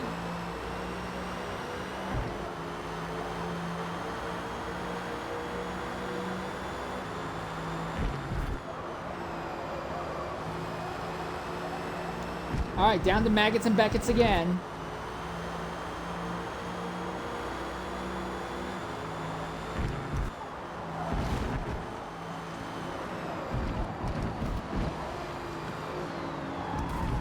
Oh, TJ.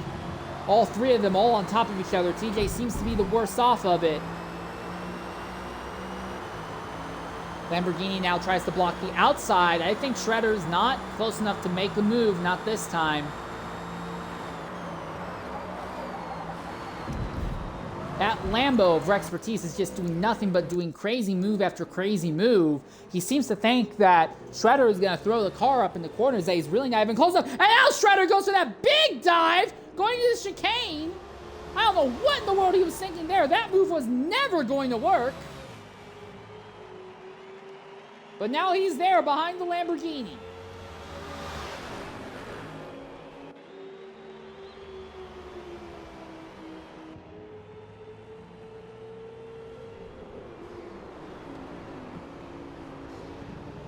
Boy, Shredder closes in under braking. That car is very well set up for initial acceleration and heavy under brakes, but it's not so good in the corners. And Shredder has let TJ get alongside him. Now Shredder will out-accelerate TJ out of the corner without too much issue. But Shredder's been held up by Rex Bertice so long that now TJ has a shot back at that 666 Castrol machine. That gives Rex Bertice a little bit of a draft. Berkey is hemorrhaging time. What has happened to Berkey? Has he injured the car? Oh, he's got engine damage. So Berkey is now hemorrhaging time, and there is a chance that Berkey might fall into the grasp of Rex Bertice, depending on how this goes. TJ and Shredder back at it again. TJ inside, Shredder outside. Who breaks earlier? Neither of them. Who goes deeper into Maggis and Beckett? Shredder says, I'm not making this mistake again. He backs out unless the Mercedes gets the position back. Shredder's passed TJ before. He can probably do it again, but the thing is that Rex Bertice really has Shredder's number. Although he's driving very eclectically, he has done a great job keeping that Castrol machine behind. And all the while, Berkey continues to slip back to this trio right now, slowly but surely. Most of the other fights have pretty much dissolved at this stage of the event. Although there is a bit of a stalking battle farther down for 11th and 10th. But this is the main one to watch. And now TJ is the one who's running down on Rex Bertice. TJ kind of misses the corner there, and it brings Shredder back into the fray. So Rex Bertice stabilizes just a bit now.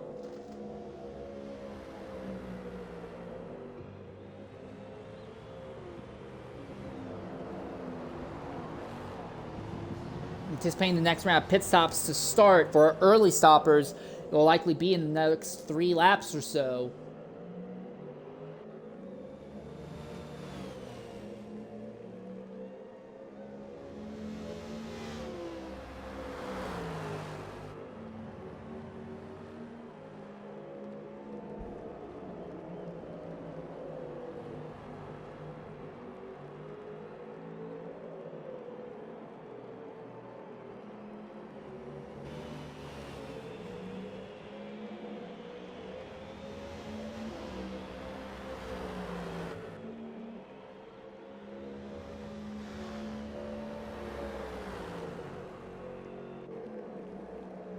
Yeah, as these two are fighting, now we're seeing Rex Bertice actually get away from this duo a bit. So it looks like Rex Bertice may have played his cards pretty well.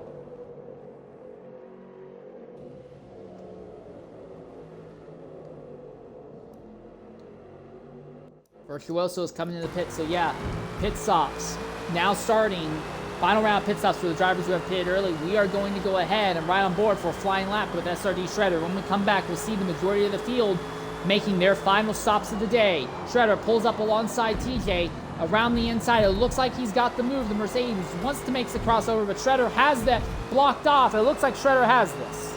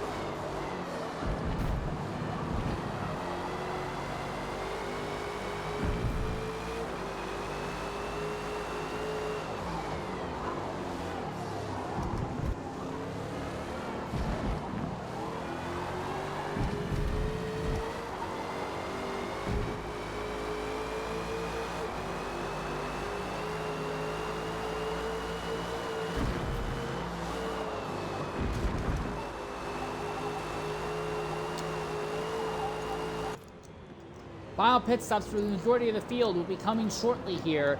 It looks like our top 4 have all pretty much stabilized where they're going to be. TBR Virtuoso, once again, one of the first drivers to make a stop, and you have to wonder, is this track going to work out for Virtuoso? Do they have the tires and the fuel to make it 15, 16 laps without too much issue here? That's going to be the real question here. The other thing is that Birchie may run in 5th right now, but they have engine damage, and they are on very worn tires. They have to be considering pitting very shortly here, as Rexpertise, Shredder, and TJ are rapidly running them down.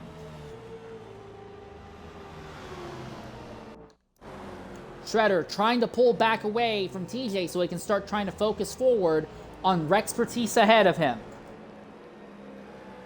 Who pits this lap? Harry Paradise will pit this lap. With about 14 laps left once he is out of the pit. So Harry Paradise making his final stop now.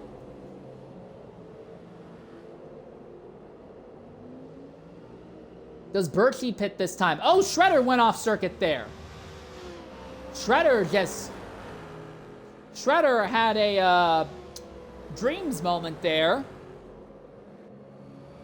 I'm not going to sing again. I'm not going to do the sing again for it. But yeah, Shredder had a dreams moment there. So Paradise pits, Birchie pits, Rexpertise pits. But Shredder and TJ are both going to stay out on track a little bit longer now to try and nip them on the overcut. So those drivers have pitted with about 15 laps left. 3, 4, 5, 6, 7. Yeah, 15 laps left. These drivers are going to try and pit with 14 laps left. And yes, Paradise maintains his advantage without issue. The top 4 pretty much unchanged. It is Railgun, Rose, and Eddie. Railgun will likely be pitting at the end of this lap.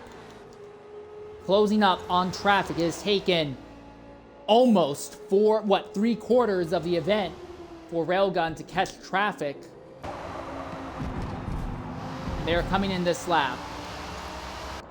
What of Rose? We still don't know. Is Rose going to pit this time, or is Rose going to try and extend and try and make it a short stop? Put only about 12 laps of fuel in the car. Looks like that's going to be the case. Railgun pits. Eddie pits. Rose is going to go by. That is Chief Wolfie, I believe, without issue there.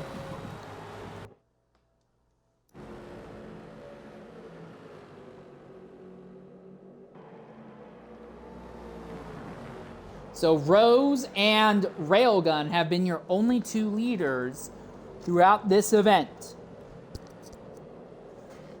We currently watch the fight for 5th. Shredder holds station over TJ right now. Aston Martin versus Mercedes. These 2 cars fought for 5th place down to the very end in Stint 1. We might end up seeing a repeat of that in Stint 2, but that's going to come down to where Rexpertise ends up and Birchie ends up in relation to them. Because Birchie is ahead of Rexpertise, but only by about a second. So where is Shredder and TJ going to end up in relation to Birchie and Rexpertise? That is the question.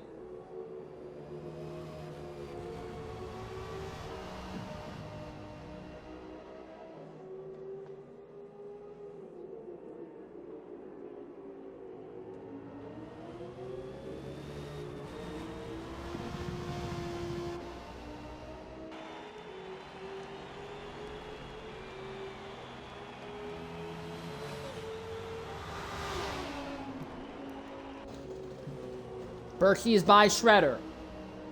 Rexpertise sees Shredder, and Shredder is right behind him. Now Shredder is going to have cold tires and has to get his tires up to temps. Interestingly enough, though, TJ elected not to pit this time, so TJ has gone another lap.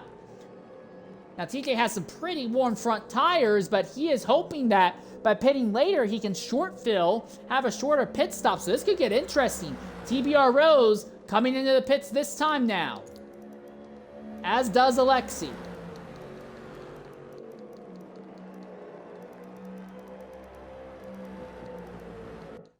But yeah, Shredder ended up behind Rexpertise and Berkey all over again. And now Berkey has a repaired engine and is starting to scoot away from Rexpertise again.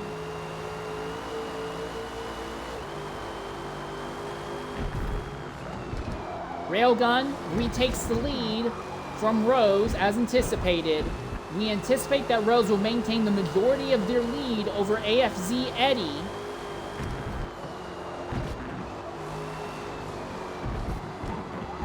And now TJ comes into the pits. Shredder closing up on Rexpertise once again. And again goes off circuit, losing a significant amount of time. Every time they do that, I'm not sure what is going on there.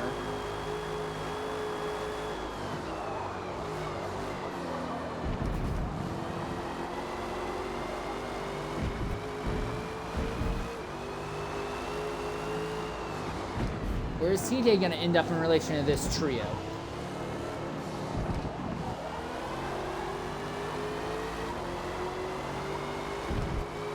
TJ's already coming out of the pits. He's going to have a tire advantage over these guys. So as many of them as he is ahead, he's going to have a significant advantage. Already, Berkey is by him. Rexpertise is by him. Shredder is by him. Shredder's opened up the gap significantly. So it might not have worked out in the way that TJ wanted it to.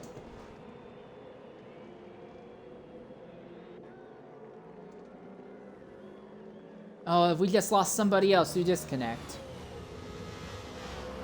And we have, and that is AFZ Hunter. That will be our third different disconnect.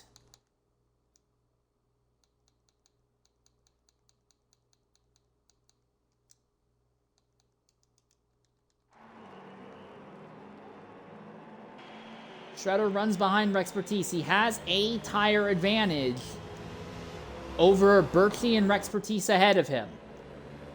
Is Shredder just going to wait and let this come to him? Or is he going to try and get aggressive? Top 5 all pretty much secure in their positions. Top 5 are Railgun, Rose, Eddie, Paradise, Virtuoso. The only wild card is that Virtuoso is going to be going really far on their tires. Maybe about 16 laps. We don't know if Virtuoso is going to have the tire life to make that happen, but they do have an 18-second lead over Berkey. And then again, Berkey, Rexpertise, and Shredder, they're all going to be fighting. So it's very likely that while Virtuoso is going to lose a lot of time, I think that they'll still be able to maintain 5th, even with some very, very dead tires near the very end of this. At the stage of the event, only the top 11 cars are still on the lead lap right now, although Warrior Knight has yet to make his 3rd stop, so when he makes a stop, he'll likely go a lap down as well.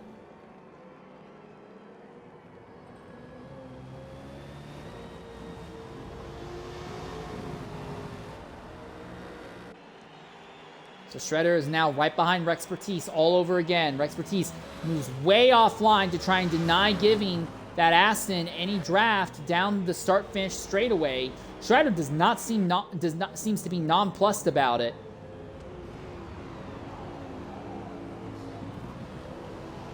Puts the bumper ever so briefly to the rear of that Lamborghini. But again, if these two spend too much time fighting, Berkey is going to scoot off into the distance, and TJ will be right on them. We've seen this song and dance play out once before. If Shredder wants to make this overtake, he needs to get alongside and clear the Lamborghini quickly. Because Rexpertise has been fantastic at keeping Shredder behind. Most of the other battles on track have pretty much dissolved. This is really this fight for what might be 6, was currently 7, but what might become 6 is really the most active one on track.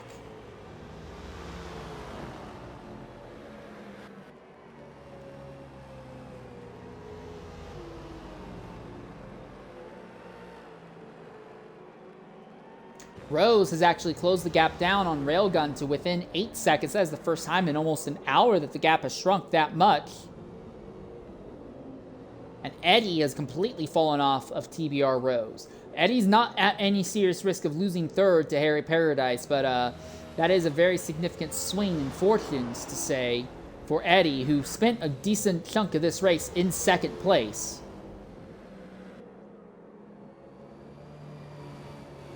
Shredder is able to close so much under braking. Looks to the outside. Trying to commit to the outside. There's not a lot of room out there. They make some contact.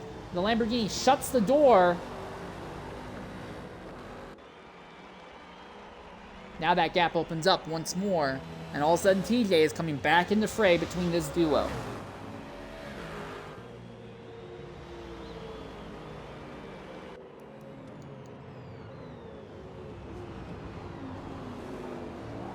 Warrior Knight finally making his final stop, so this will see him go a lap down.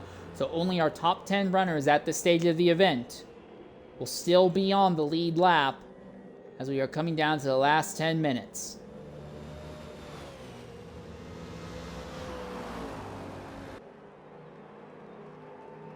Last 10 minutes, more like last 20 minutes. Last 10 laps.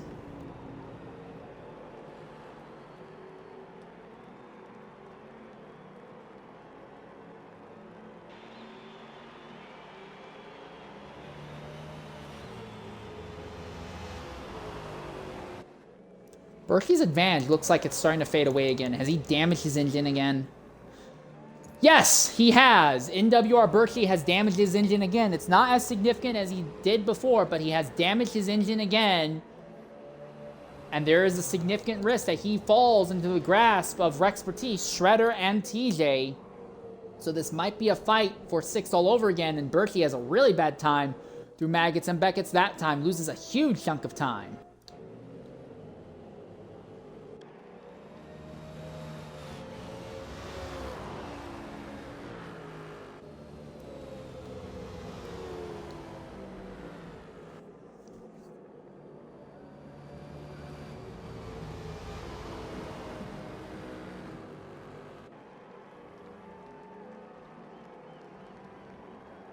No big moves into the chicane this time by Shredder. But he continues to stay right under the rear of that Lamborghini. And now there is a wounded McLaren. Not unbearably wounded, but it is a wounded McLaren ahead. So this is going to become a foursome here in this fight for what is now 6th position on track.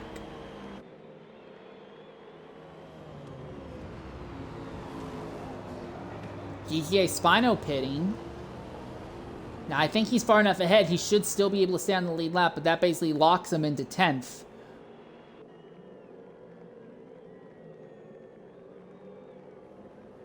Yeah, Rexpertise has now caught Berkey, goes to the inside of the McLaren, and clears him in a straight line with no issue whatsoever. Oh, the McLaren hits the Lambo in the rear, though, and just about does it again. And now Berkey is the one who will be putting the Lamborghini under pressure, with Shredder right behind both of them.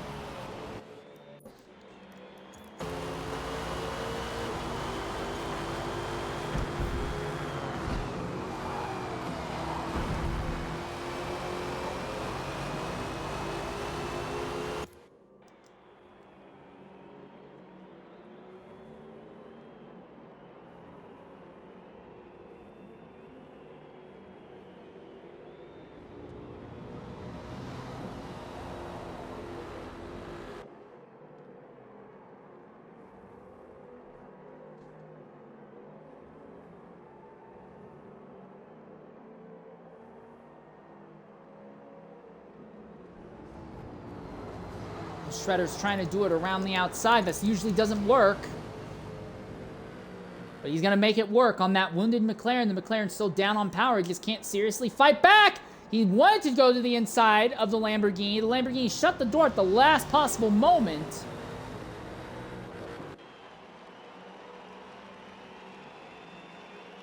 And now Shredder is fighting with Rexpertise again in the 666 machine. Oh, Berkey!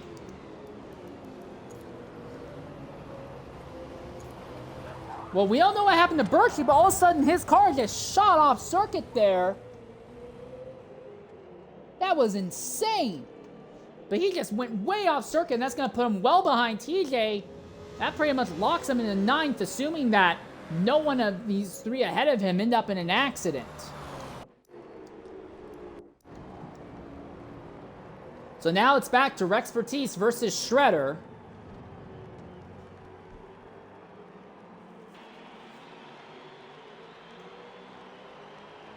Lambo got really wide there. Again, Shredder has roughly a 1-lap advantage over Rexpertise, I believe, on tires. Rexpertise is at 23%. Shredder is at 22%. All right, maybe it's not a lap advantage, or maybe Shredder does have the advantage, but he's burning up his tires. Again, there is still TBR Virtuoso way up there in 5th place. That is kind of the wild card. That was not who I wanted, game. I wanted to look at Virtuoso, because Virtuoso has been pitting very early. He's already at 34%. We don't really know what it's going to look like for him. All right, we're going to go ahead. I'm right on board with Rexpertise for a flying lap as we knock out our last ad break. When we come back, we'll be with this race to the end here at Silverstone. As we're right on board for a lap on board with our second highest place Lamborghini on circuit right now.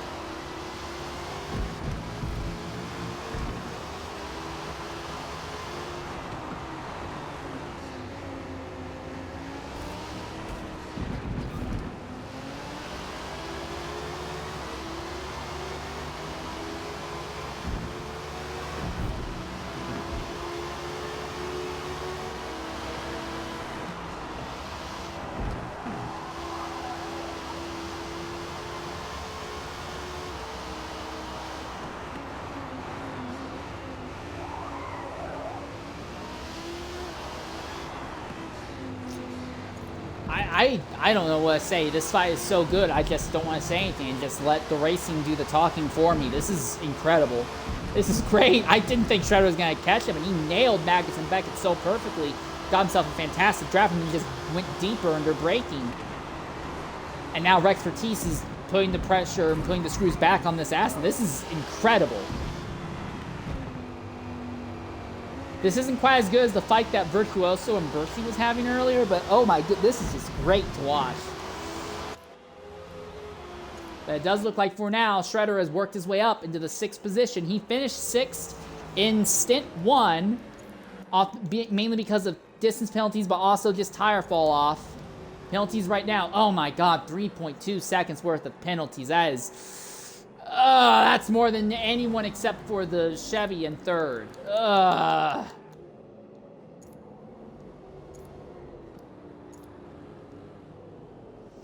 He's still 14 seconds off from TBR Virtuoso. And again, one of the big remaining questions at this stage of the event. What can Virtuoso do? Virtuoso was trying to run a wildly different strategy. He did some significant undercuts early and has not really paid the piper yet. He's going to have to start paying the piper in tire life sooner rather than later. But he has 14 seconds of advantage over Shredder. If he only bleeds off about 3 or 4 seconds over the last 3 laps, he'll be fine. But if he bleeds off more than that, it could get interesting. We could see Virtuoso fall out of the top 5 here. Shredder still needs to open up about 2 seconds worth of gap over Rexpertise. Shredder was in this position in Stint 1, and he just did not have what it took to make that happen. If anything, he lost the position on track, even without the distance penalties. And then you have TJ back here in 8th. TJ is in the car that actually nipped Shredder there. Okay, it's not 57 minutes worth of penalties. Let me change that real quickly. Virtuoso has 1.5 seconds worth of penalties, not 57 minutes worth of penalties. Those are in seconds. Those penalties are in seconds. No. Seconds.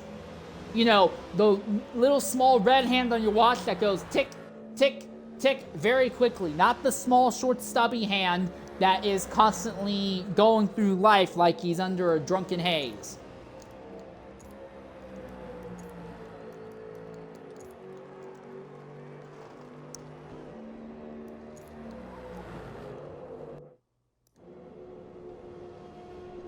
Tire life may come into play between these drivers as well. Interesting enough, there is a bit of a fight between Warrior Knight and Mullet here.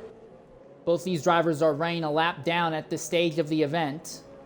They have gone back and forth several times. McLarens are really interesting because some McLaren drivers are just completely off pace and have been struggling to even be on the lead lap, and then some McLaren drivers are running up and near the very front of this event. 2 of our top 4 right now are McLarens. Our 2nd and 4th place drivers are both in McLarens, but some of the McLarens just absolutely awful and can't even stay on the lead lap. So McLaren seems to be really feast and famine. Lamborghinis, without a doubt, are probably one of, if not the best cars across the entire grid. Granted, we only have 2 Lamborghinis, but everyone who's been in the Lamborghini has been able to keep their car in the top 7, and one of them is going to go back-to-back on Stint wins. Credit where credit is due. TBR Rose has cut down the gap to Railgun to less than 7 seconds. The closest it has been between the leader and second for about an hour and a half in this stint. But there's just not going to be enough time for Rose to actually catch and nip Railgun for this stint win.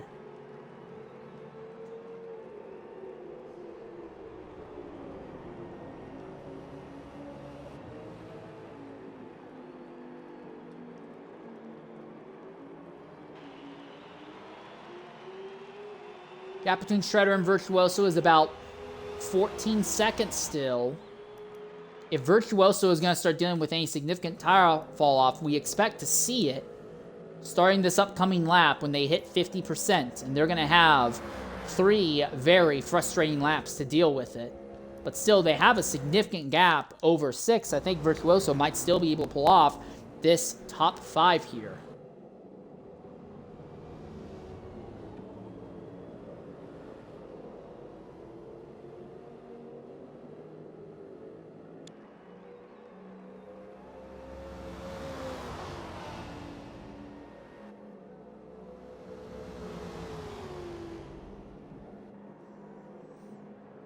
Oh, Shredder's not going to make the apex there.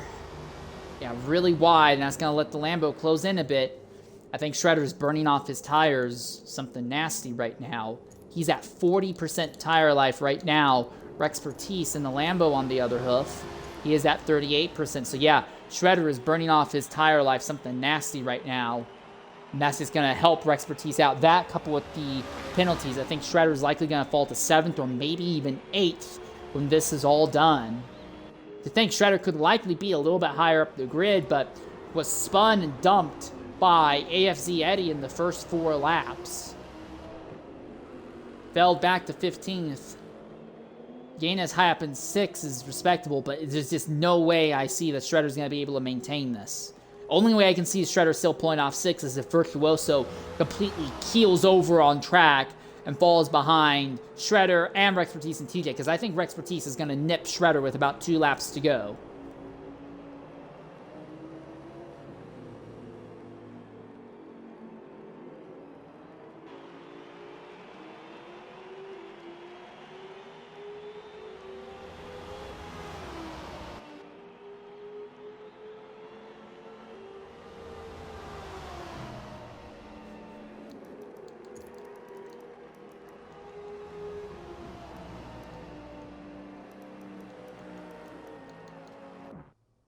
Berkey went off circuit earlier, was fine as high as the 5th, but went off circuit, damaged the engine, fell back into that fight that we had been watching, then went off circle on their own, and it's just completely hemorrhaged time away. So Berkey, while they had pace to be a top 5 finisher, everything has gone wrong for them pretty much in the last hour, in the final hour of this run.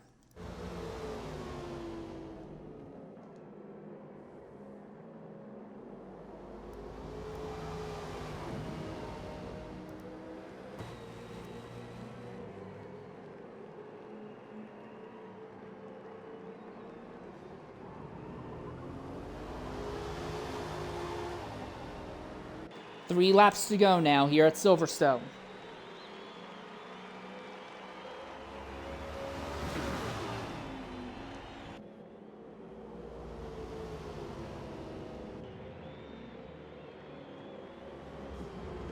Big thing here is that Rex Bertice does not have to pass Shredder for a position. He's got the time penalty advantage, but getting past him would help the team overall in reducing the amount of time to complete the race. Theoretically, at least.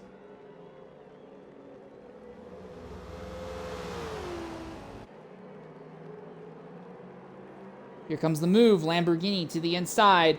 Oh, the Aston cuts over at the last second and somehow is able to hold the line. I don't think he'll be able to pull that move off again with how bad the tires are. But that was pretty impressive.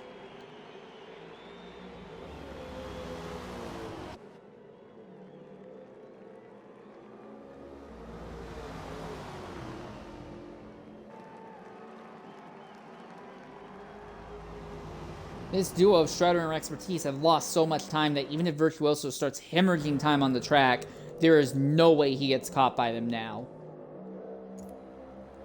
Yeah. Virtuoso's not going to be happy with his tires, to say the least, but there is no way that he gets caught by this duo of Shredder and Rex Bertice. The gap is too big.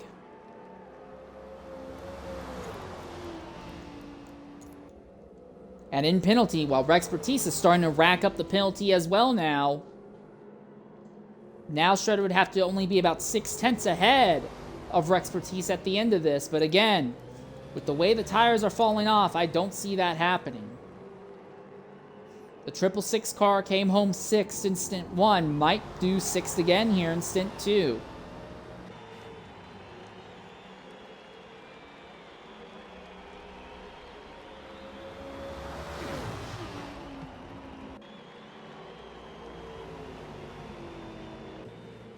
Two laps left.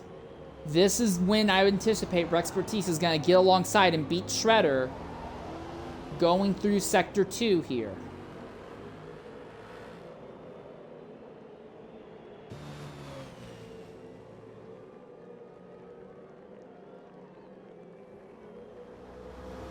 Gap opens just a little bit this time.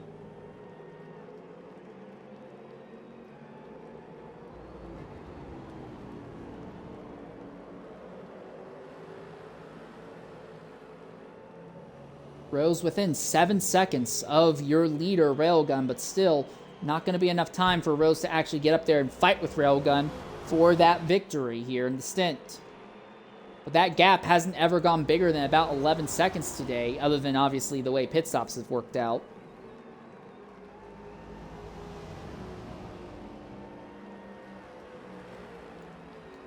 White flag is out for your race leader. But we want to follow this fight to the end here. Now Virtuoso is starting to hemorrhage time, but they have more than enough of a gap. Over 20 seconds over this duo. They'll make it. So this is a fight for 6. There's no risk of Virtuoso losing 5th right now. Rex Bertice trying to close in under braking here. They'll have one more entire lap around.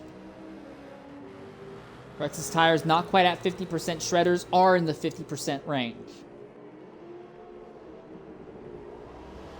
Oh, he rushes up, gets to the inside of the Aston. He's there. Nothing that Shredder can do to fight back. It's the same way that Shredder lost the position in the last stint, and it's the same thing again. Shredder just has no ability to maintain and manage his tires.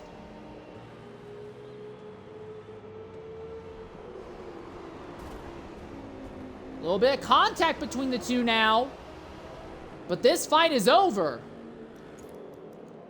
Especially when you consider how the penalties work out. No, Rexpertise now has more penalties than Shredder. Oh my!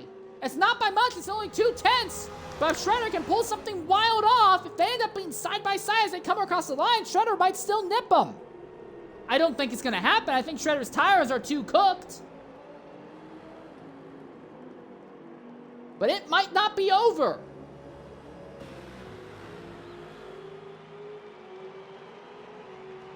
No, I think it looks like it's probably over.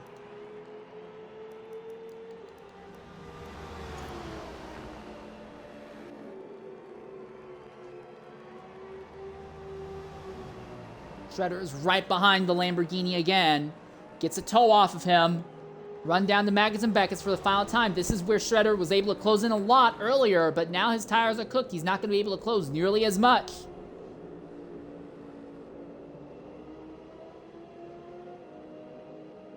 Yeah, that gap's really opened up now. About 3/10. Shredder has a draft, but he's not going to be close enough to make a big dive here. He does close under braking, though.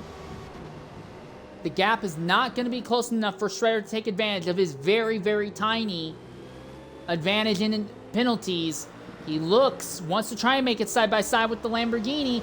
Hops over the curb. Can't get there. Cannot get there, it seems. So yes, in the end, Rexpertise steals 6th place from Shredder. And TJ gets them both. TJ leapfrogs them both by just not fighting and having no penalties whatsoever. And Shredder falls to 8th only because he cannot keep the car clean and cannot keep the tires under him. And GGA Spino will be the last driver to finish the event on the lead lap in 10th. We're going to knock out an ad break, and I'll send out invites and hope that some of our top 5 finishers will be willing to reach out and talk to us here at the end of this stint.